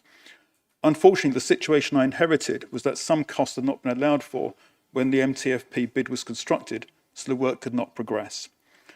Together with officers, I've looked at whether alternative types of bridge could be installed, but the cost saving was minimal, the life expectancy was shorter, and the replacement would no longer be able to be used as a shared space for cyclists and pedestrians, as it would be too narrow. So having reviewed these alternative options, I considered all of them to be either unsatisfactory in terms of the loss of facility for residents or not representing value for money over time, and that the best way forward is a like-for-like replacement bridge, but the challenge here was the gap in money. I therefore asked officers to approach Early Town Council to see if they might assist with funding to ensure that an appropriate bridge could be reinstated. The estimated costs are made up of several components, including removal of the current bridge, assessment of the foundations, construction, delivery, build and installation of a replacement bridge, project oversight, contingency for additional works to the foundations if that's necessary, and assessment and sign-off of the final constructions so it can then be brought into use. The foundations can't be assessed until the existing bridge is removed, so I'm hopeful that the full ask of the money within the MTFP and what I hope Early Town Council will agree will not be required. But to have confidence to proceed, we need to have visibility of where the funding would come from in case all or part of the contingency is indeed required. I believe that officers will be providing Early Town Council with a more detailed breakdown of the costs in due course. The initial meeting was to establish if there might be a willingness to partner on this project, and I'm grateful to the officers and members of Early Town Council for being open to looking at this, and to WPC officers for their work on this and indeed identifying the potential shortfall before work was committed to. If ECC do agree to help with funding, then the order will be replaced, and I would hope for installation of the bridge early in spring 2027. Thank you, Stephen. The next question we'll go to will be we'll go to Roberta, wherever Roberta is. Where's Roberta? Yeah. Thank you, Mr. Mayor. This question is for Stephen Conway, and it's a little bit similar to a previous one, so I apologize. Sorry, my voice is really bad today. Residents in my ward are understandably concerned by the level of development near and in the parish of Wokingham Without. Could you please explain for the benefit of my residents why they are being confronted with such development and how the council plans to mitigate it? Thank you. Thank you very much, Roberta, for your question. And you're right, it does overlap quite significantly with the question asked by Nicholas Martin earlier as a public question. And if I can just kind of reiterate the points I made to Nicholas. First of all, a good deal of the development going on in Wokingham Without at the moment and will be going on in the near future is in relation to the South Wokingham development, which was part of the local plan that still operates, bring those properties forward, because without the South Wokingham Distributor Road, that was going to be impossible to achieve. The success of the council in getting a significant Homes England grant has enabled that road to be delivered, and with it comes the housing. And we're seeing applications in relation to the old local plans site being rolled out right now. There is, as I said, also a South Wokingham extension, which was part of the new local plan that's now at examination. It was in the draft, and that is adding, of course, to the amount of development in the ward. And I do appreciate, from the point of view of people who live in Wokingham, that this is an awful lot of development happening all at once, and it is extremely difficult to cope with, I'm quite sure. We are doing all we can through the planning process to ensure that we mitigate as best we can. As I said in relation to Nicholas's question, we need to make a distinction between an allocated site in a plan and a planning application. The planning application is our opportunity to ensure that necessary mitigation measures are put in place. Thank you, Stephen. Another question will go, probably have time for one more question. Shahid. Thank you, Mr. Mayor. Adrian, I have to come back to you on the question because I couldn't respond right. The reason it is that I've actually met about at least 60% of the residents in Woodland Avenue where the cycle pathway is. And I would say annoyed is the understatement. They are very angry what the council has done with the new scheme. They feel, we are seems to be hiding behind the design. Shahid, is this effectively the same question you've already asked? No, it's a different question, but it is on the same line. Yeah, so it's but I think it's important as a we need to aware that the feeling are so strong on the street, and they have said to me specifically, make sure that the officers and the executive members know about it. So one to two things, right? One is compliance. We said design, we have complied according to the design. That does not mean it's fit for purpose. That is their view. They paid thousands of pounds to drop the curves. I actually did that myself. Shahid, I think this basically is essentially the same question as you asked before. The question is, what are we going to do to restore the same level of access they had before this scheme, because they paid thousands of pounds? Shahid, I'm afraid I think that's the same question, so I don't think we need to. It wasn't answered. Well, unfortunately, this is a different question. You can't really ask the same question quite twice, I'm afraid. Mr. Mayor, can I just say I'm very happy to have this discussion with you. Clearly, it's not going to happen here, but let's talk outside of the council. Thank you. All right. Thank you very much. We will dash through hopefully one last question. Mike Smith. Can you make it quick, please? Yep, okay, thank you. The Asher Mosque on the London Road is extremely well attended on Friday, and also events like the Very Good Family Day, which I attended on Sunday. The leaders have done a great deal to mitigate parking issues, particularly deploying stewards, using off-site parking and shuttle buses, but problems still exist in local roads. Unfortunately, a few inconsiderate drivers can cause problems for access for emergency service and buses. So please could the exec for highways, travel and active travel, highways and transport, in the right order, please could you outline what further actions WBC can take to ensure traffic flows? Thank you, Mike, and thank you again for advance notice of your question. As you say, the mosque trustees have worked very closely with the council to mitigate the impact of parking at the mosque, and a number of measures are in place. Most significantly, this includes encouraging the use of the Thames Valley Park and Ride, for which they are now providing a minibus shuttle service. However, parking does remain an issue on some important local routes. Earlier this month, officers and I met with local councillors and resident representatives to discuss proposed extensions to parking restrictions on the Drive and on Early Court Drive, which will allow enforcement action to deter inappropriate parking in these areas. These proposals are being adjusted following feedback from the meeting, and they'll be brought forward for statutory consultation in the future traffic regulation order I mentioned earlier. I would like to take the opportunity to thank local borough and town councillors, residents association and the mosque community for their constructive engagement in addressing these issues. Thank you, Adrian. And as we're running out of time, I'm going to close that item and move on to the next item on agenda. My apologies to the two people I think that didn't get a chance to ask their questions. One Conservative, one Liberal Democrat, as it turns out. So I'm going to move on to item 30 on the agenda, which are statements by the leader and executive councillors. Does the leader or any executive councillor wish to speak to this item? Please keep your hand raised if you wish to do so.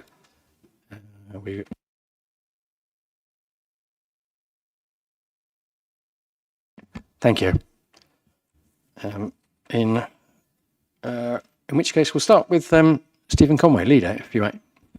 Thank you, Mr. Mayor.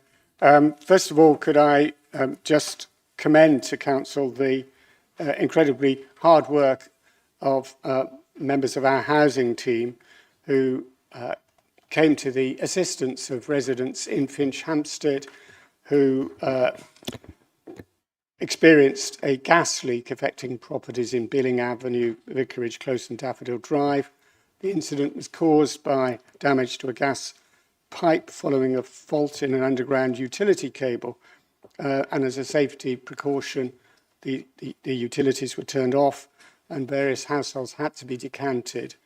Officers really worked very hard to support those residents, and I'm sure everyone in the council would like to pass on our thanks to them for the work they gave in supporting those residents in a really difficult situation. We've spent quite a lot of this evening touching upon different aspects of planning, and I think it may just be appropriate just to say a little bit about the higher housing targets that the government expect us to deliver in the next local plan.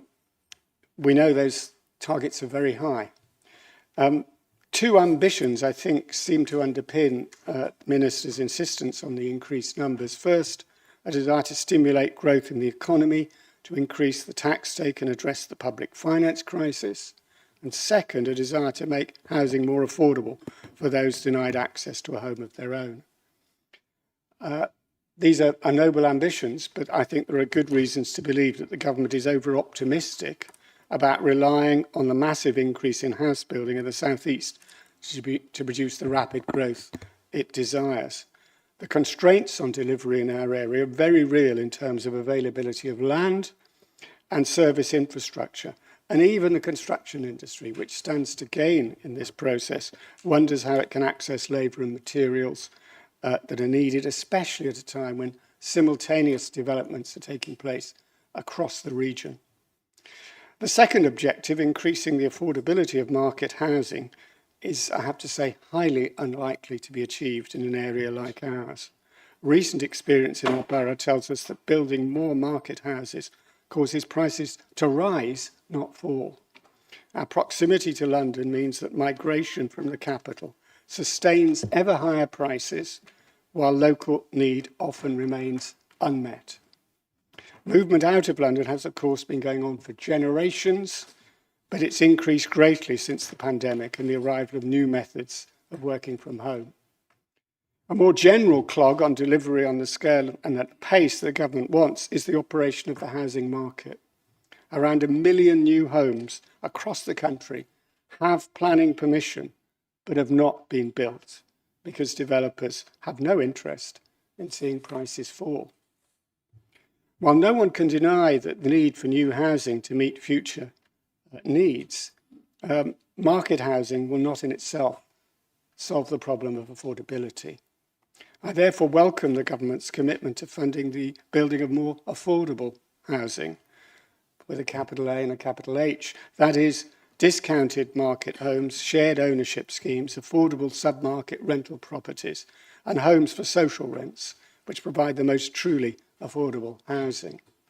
I also applaud the new Prime Minister's commitment to facilitating the building of more council houses on council-owned land. We eagerly await the money that would help us do that. We in Wokingham will be seeking to ensure we contribute our share to delivering this kind of genuinely affordable housing for those who are priced out of the housing market. But we will continue to make the case that the government's attempt to cram unsustainable levels of market housing in the South East risks irreparably damaging the character of our area without successfully delivering on the government's own ambitions. My plea to ministers is to be truly bold and develop a national housing strategy which directs housing to where it's most needed rather than falling back on the time-honoured approach of expecting ever greater numbers to be delivered in the already overstretched South East. Thank you, Mr. Mayor.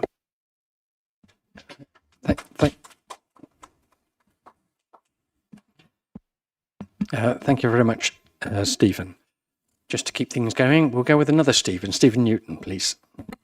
Thank you, Mr. Mayor.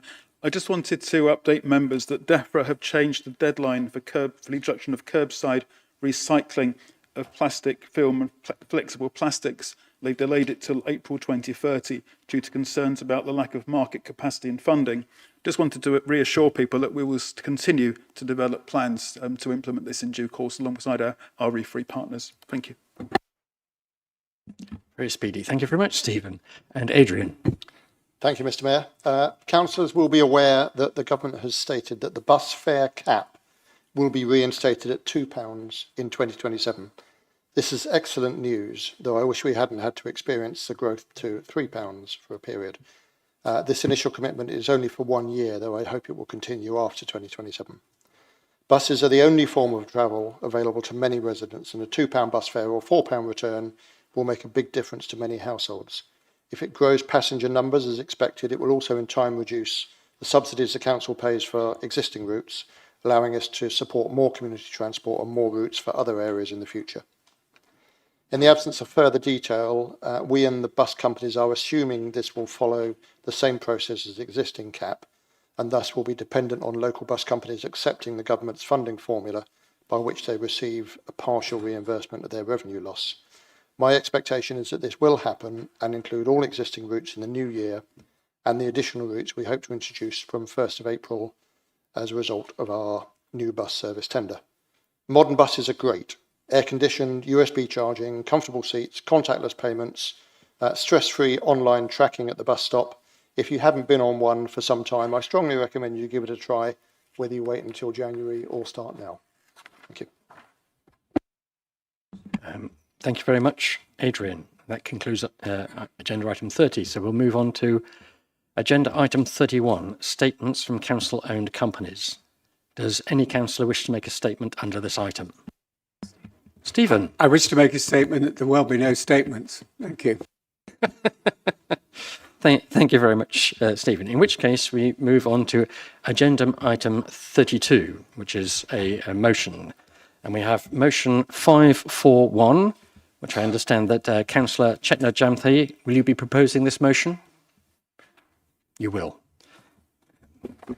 Thank you, Mr. Mayor. In September 2025... Chetna, you said that you're proposing, and that's fine for the moment. Oh, that's fine. Thank you very much. Is there a seconder? I would be the second. Andy, thank you very much, Andy. Chetna, now you may speak to the motion. I'm so sorry. So, thank you, Mr. Mayor. In September 2025, Pauline had proposed a motion to expand the English language support to Hong Kong overseas nationals who are residing in Wokingham. And considering that Wokingham has diversified population from other countries, so my request is to expand this motion to other communities on English language support. Thank you. Thank you very much, Chetna. Does any member wish to speak against the motion? Okay, several actually. Pauline, I'm not quite sure what the process is here, but I've got an amendment. If you want to submit an amendment, you can do that now. That's fine. So I think everybody's Hang on a seen sec, Pauline, just while I take some advice. best. Sorry, before you actually speak, I do apologise, I had forgotten the seconder. Andy, do you wish to speak now or reserve your right? I wish that's my right. Thanks very much. Pauline, now. Thank you. I've got an amendment which I think everybody's got on their brown pieces of paper. It was handed out at the beginning. I don't know if you'd be happy to accept it, but in which case, if you're proposing an amendment, do you have a seconder? Okay, thank you very much. We have a second. Fine. As the amendment has already been circulated and we've had a fair amount of notice, I don't think we need to make an adjournment to discuss it. So we're going to move directly on. So in which case we basically have an amendment which actually therefore starts the debate. Paul, Don't you have to ask Chetna if she wants to accept it? Oh, no, not yet, I don't think, do I? No. Pauline has the opportunity to talk for 3 minutes. Sorry, Mr. Mayor. I'd like to propose the attached amendment to motion 541 as can be seen in front of you. I was the original proposer of the motion in September 2015, which sought to improve the availability of English language support for residents who arrive from Hong Kong with their families. Many residents who recently arrived from Hong Kong told me that whilst their English was fluent, it was sometimes difficult for their families to integrate when they couldn't speak English proficiently. I was keen to ensure the Council did its bit to help this integration. Since then, however, officers tell me that funding provided to support this training was reduced by 5% in 2015 by the Labour government. The Labour government has now also reduced the Council's grant funding by 43 million over 5 years, leaving us with significantly less money to provide services. For this reason, my amendment seeks to limit the considerable financial exposure created by this motion while supporting the principle. Firstly, I've asked the Council to lobby the government for the restoration of the grant that we had cut, and also to ask for additional funds for training of other nationality groups. Secondly, I've added a clause to limit the training guarantee to legal migrants who have recourse to public funds. These changes avoid creating an open-ended commitment to people who are the responsibility of the Home Office, do not contribute to our society, are not permitted to work and have come here illegally. They also aim to protect local council taxpayers from unlimited liabilities by attempting to link our ability to provide more funds or to obtain more funds to the provision of extra courses, allowing the council limiting the provision to what we can afford. I hope you could support my amendments.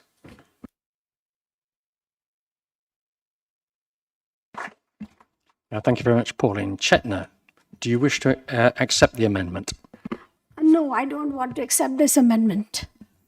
Thank you very much. In which case we will move on to a debate. Does any member wish to speak to the amendment? Okay. Anybody, please raise your hand and keep your hand up if you wish to speak to the amendment. Just one then. I'm speaking obviously in favour of the amendment. That's the second. Well, I understand. To the amendment, it could be for or against. The debate's been started. We can have speakers for and against. Okay.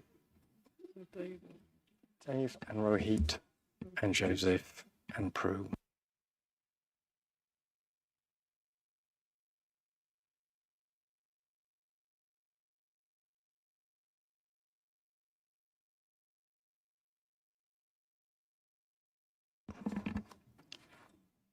Okay, thank you very much. You can put your hands down.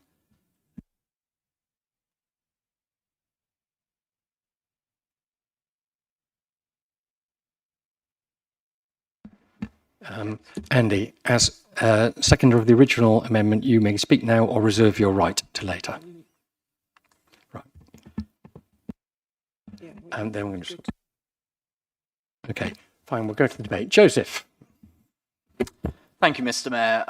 I think, to put it very simply, there's not really a single council meeting that passes where we're reminded where we're not reminded of, the significant financial constraints that this council and really many councils across the country are, something that very much the leader of the council likes to remind us when we're always asking for something. And so to speak, this amendment is simply to bring a little bit of structure and control to what is quite a good idea of a motion. But the problem is with the motion as it stands currently is that there's no concrete plan or financial estimate to back it up. When you look through the nitty-gritty of it, it mentions developing a comprehensive outreach plan, but who's going to do this? What are the staff costs going to be, what's going to have to be cut to finance this? You know, we've heard about the social care futures earlier this evening and the challenges that we already face in that sector, and the push from central government to shift care more towards community-based services, you know, it's putting extra pressure on us without any additional funding. I don't really think, you know, again, as much as this is a nice idea, this isn't really a time we can be splashing cash, so to say, especially when we have no exact idea of how much this really is going to cost. This amendment's going to help bring, you know, some structure to that, because otherwise, without this amendment, I wouldn't be able to support the motion. Thank you, Joseph. We will go to Prue, please. Thank you. And I'm very sad I haven't had any questions, so this is my first chance to speak in the meeting. So ESOL courses come under adult education, which despite its name is part of children's services. And thanks to a briefing that I had a few weeks ago, I have quite a lot of facts and figures to hand. So since Pauline's motion last year, the Council has expanded our ESOL offer from 2 classes a week to 12. We offer pre-entry ESOL, introductory ESOL, improvers ESOL and advanced ESOL, and we also offer basic English conversation classes for women and preparing to learn English, although that one's not running at the moment. And most of those courses are between 20 and 28 weeks long. The majority of learners on all the ESOL courses have been funded by a variety of grants: the Hong Kong Welcome Grant, the ESOL Capacity Grant and the Afghan funding. But those grants are not all continuing, and therefore plans are being put in place to start charging fees for them from September. And fees apply when learners earn more than £25,750 a year. We will, of course, continue to look carefully at the impact of charging, the take-up of the courses and the cost of the service. Adding a gratuitous attack on the government is regrettable, in my view, and I will not be supporting the amendment. Despite the increased number of ESOL classes, adult education has been so far completely externally funded. In fact, we got some additional funding specifically for ESOL from the Ministry of Housing, Communities and Local Government this calendar year.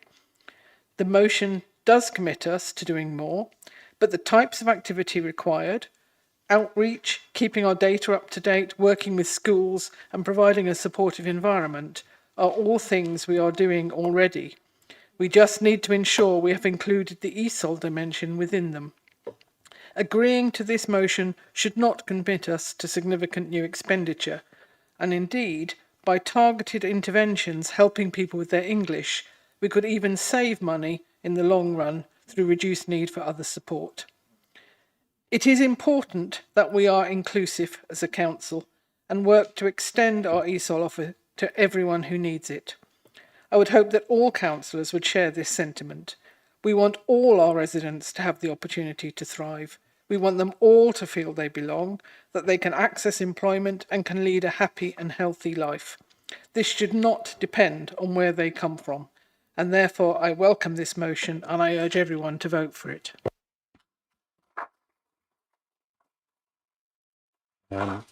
Thank you, Prue. Andy Gray, please. Thank you. I won't be voting for this amendment, but will be supporting the original motion. Our initial hesitation with the motion which was brought previously to council was that actually it wasn't wide enough, and it was too selective on the people and the backgrounds that it was offering this support to. So I welcome the motion which broadens this out to other people. One of the real difficulties I have to say, I'm afraid, with Pauline's amendment is, and in your speech, is the conflating of legal immigrants with those with recourse to public funds. And I just don't think it's helpful. I don't think it's logical. And I don't think you're actually right with those points there. And that is, I mean, that is one of the big problems I've got with that.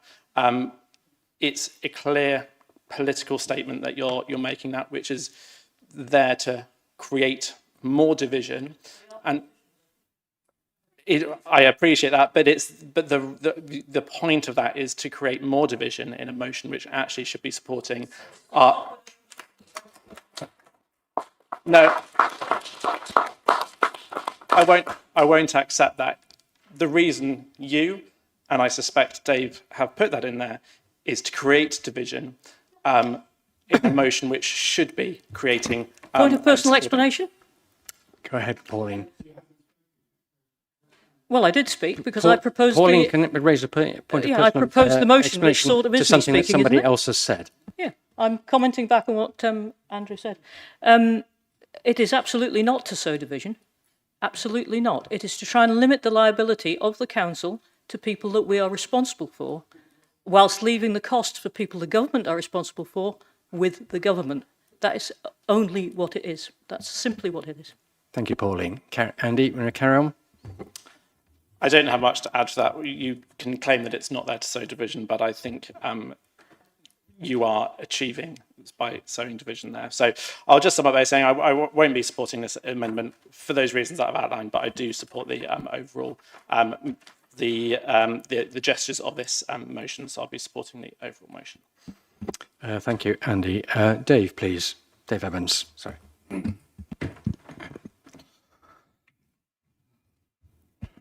I'm pleased to second this amendment. This is a straightforward amendment, but it makes the original motion stronger, more realistic and more deliverable. Councillor Jorgensen brought forward a very similar motion only a few months ago, and this council has already recognised the importance of English language provision. But recognising a problem is not the same as solving it. The uncomfortable truth is that the Liberal Democrat administration has been far too slow in implementing the previous motion. We have seen plenty of words, plenty of commitments and plenty of good intentions, but residents are entitled to ask, where's the action? Because effective governance is not measured by the number of motions passed or the strength of the speeches in the chamber. It is measured by whether decisions are actually delivered. Anything less risks becoming little more than virtue signalling. This amendment is important because it brings honesty and accountability into the debate. The original motion called for an expanded English language provision, but overlooks the serious funding challenges created by the Labour government's decisions. The Welcome Fund, which supported this type of training, was removed, and funding for tailored language learning through the Adult Skills Fund was reduced by 5%. The Labour government cannot reduce funding and then expect councils to pick up the pieces. If ministers believe language support is essential for integration, they should provide the resources required to deliver it. This is why this amendment rightly calls on the Labour government to restore the original level of funding for adult language training and provide additional funding so that support can be extended to other nationality groups. But there is also a message here for this administration. Stop treating motions as achievements in themselves. Passing a motion is the start of the work, not the end of it. Thank you, Dave. And now we move to Mahima Bose, please. Thank you, Mr. Mayor.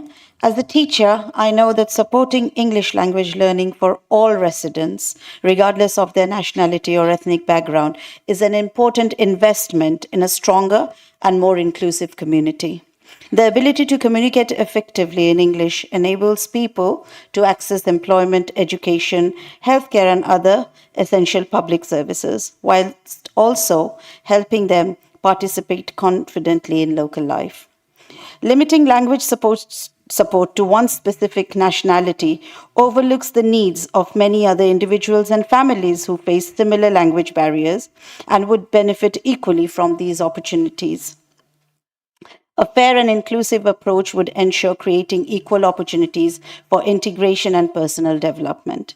When people are able to speak English with confidence, they are better equipped to contribute to local economy, volunteer, and most importantly, support their children's education by communicating with educators and other external agencies.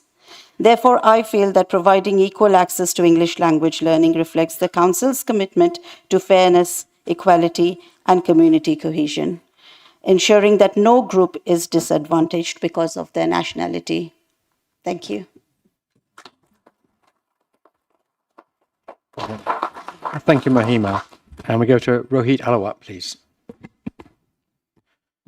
Thank you, Mr. Mayor. Firstly, I would like to thank my fellow councillor for recognizing the importance of immigrants integrating into the British community. However, this motion appears to focus specifically on the migrants who do not speak English. I would like to highlight some important points regarding English language requirement for people settling in the United Kingdom. There are several routes through which individuals can enter in the UK: visitor visa, no English language requirement; international student visa, English language proficiency is required; work visa or a business visa, English language is required. Furthermore, individuals applying for indefinite leave to remain are generally required to meet an English language requirement and pass the Life in the UK test. There are some important exemptions, including those who are under age 18 or over 65, or individuals with a physical or a mental condition that prevents them from meeting the requirement. Certain long resident family applicant may also qualify for an exemption under specific criteria. In addition, refugees, individual granted humanitarian protection, certain victim of domestic abuse may be exempt from the knowledge of language and life requirement. It is also being important to distinguish between being exempt from the requirement and having already satisfied the requirement. Many migrants, including those on skilled worker routes and other visa categories, have already demonstrated the required level of English as part of their immigration application and are therefore treated as having met the English language requirement when applying for settlement. My concern is that this motion lacks sufficient detail. It does not clearly set out the eligibility criteria for council support, how long an individual must be resident within Wokingham Borough, what level of English language tuition would be provided, the expected cost to the council and taxpayer, how success would be measured, how the proposed support would deliver tangible benefit to the local community. Without these important details, it is difficult to assess the effectiveness, value for money, and likely outcomes of the proposal. While I appreciate the intention behind the motion and fully support the principle of integration, I believe councillors need a clearer understanding of the scope, costs, eligibility criteria, and expected outcomes before being asked to support it. Therefore, I am unable to support this motion in its current form. Thank you. Thank you, Rohit. Now, Andy, as seconder, you have a right to speak now. Yes. And I hope our colleagues will Mr. Mayor, sorry. Mr. Mayor, I'm sorry. sorry, we're discussing my amendment, not Andy's, not the original proposal. So surely the person who has the right to reply is me, not Andy. Actually, he has the right to reply to both. Okay. Do I get to reply after he replies? Nope. You don't. Andy has the right to reply to your amendment or the the original, actually. So does my seconder get the right to reply to Your my seconder amendment? does not get a right of reply, not for an amendment. Okay, fine. And I hope our colleagues will support the original motion. And I believe that no matter whether resident from Hong Kong, Ukraine, India, Pakistan, or elsewhere, everyone should have language support if they need it. Language is the key to make friends, express their talent, and contribute to the society. Giving people the key to success benefits not only the individual, but also the whole community. I therefore ask everyone to support the original motion for the whole community. Thank you. Thank you, Andy. And Chetna, you too also have an opportunity to speak. Chairman, I raised my hand to Sorry. actually speak against the original, but I haven't been called. I'm sorry, Shahid, we simply don't have time. We'll run out of the entire session otherwise. So I'm asking Chetna to reply to this, and then we will be going to a vote. Chetna. Sorry, Mr. Mayor. Not trying to be awkward. I'm just trying to understand what's going on. Right. Are we voting on the amendment now? We are voting. We will be voting on the amendment, And then do we have a debate and then we on the will be substantive? voting on the substantive motion. Do we have a debate on the substantive? No, we are currently having a debate. At the time, we will run out of time, and I will be terminating it after we've had these speakers. At And then we'll be half past. going to the vote on the amendment, and then I'll be going to a vote on the substantive motion. Okay. Chetna. Thank you for your feedback on the amendment and also on my original motion. So by listening to the comments from everyone, I would like to reject the amended motion And I would like people who are present here to actually support the original motion that I had proposed. Thank you. That was right. Well, that was short and sweet. A bit shorter than I was expecting. Thank you very much, Chetna. But now we've now reached the end of that point. We have to now vote on the amendment, I'm afraid. So we're going to move to a vote on the amendment. So we're voting on the amendment. All those in favour of the amendment, please raise your hands.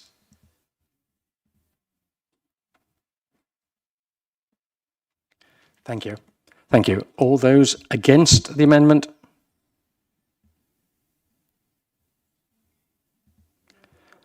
Thank you. And any abstentions? Thank you very much. The amendment has fallen. Based simply on time pressures, therefore, sorry, one moment.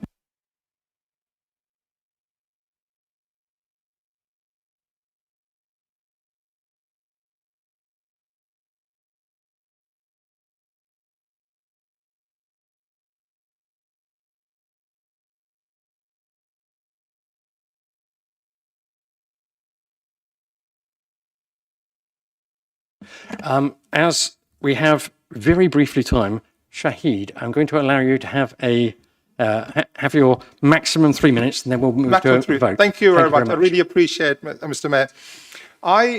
There seems to be debate about the English language, whether that's important or not. That is not the debate, right? I oppose the motion not because I oppose the English language, quite the next opposite. Learning English is one of the most effective ways to help people and employment access services integrate successfully in our communities. The question today is not whether English matters, it certainly does, right? So let's not have that sort of debate, because as was mentioned in some of the meetings. The question is whether motion 541 is necessary and whether it represents the best use of this council services. 3 reasons just quickly highlight. Firstly, this motion is premature. Only 6 months ago, this council unanimously approved motion 532. It already committed us to review English language provision, assess whether existing services are adequate, and improve awareness of those services. Importantly, it was amended to support Hong Kong residents specifically, but not exclusively. This was amended, right? Meaning that the review already extended beyond one community. Before commissioning another review and another action plan, surely we should ask what has motion 532 actually achieved? Has the review been completed? What evidence has it uncovered? Where are the gaps? Good governance means completing the work we have already agreed before creating a new work. Secondly, this motion creates new commitments without explaining how they will be delivered and funded. It proposes a borough-wide assessment, outreach programs, and partnerships, yet provides no implementation plan, no eligibility criteria, and no costing. Even the chief finance officer confirms there will be financial implications, although the cost cannot be yet quantified. At the same time, when residents are asking to fix our potholes, support vulnerable adults, protect children's services, and keep council tax under control, every new commitment must be properly justified. And finally, let us be guided by the evidence. According to the 2021 consensus, only 92% of the Woking residents around 92% of the Woking residents have English as their main language. Many of those who speak another main language they are also bilingual, and employment and already making a valuable contribution to our borough. We also have schools, colleges, and voluntary organizations providing English language support. Our priority should be to strengthen awareness and coordination of those existing services, not create another strategy before we have evaluated the current one. So, Mr. Mayor, just to conclude, this is not a debate about compassion, it's a debate about responsible governance. If motion 532 has proved insufficient, let's see the evidence. If it's still being implemented, let's allow it to finish its work. For those reasons, we oppose this motion 541. Thank you, Shahid. I've done my best to allow as many people to speak as possible, but now we're going to go to a vote on the substantive motion, which is the original motion. Can I have all those in favour of the original motion, please?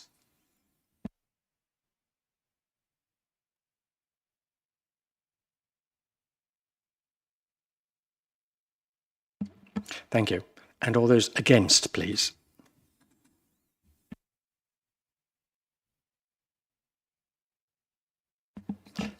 Well, and any abstentions, please?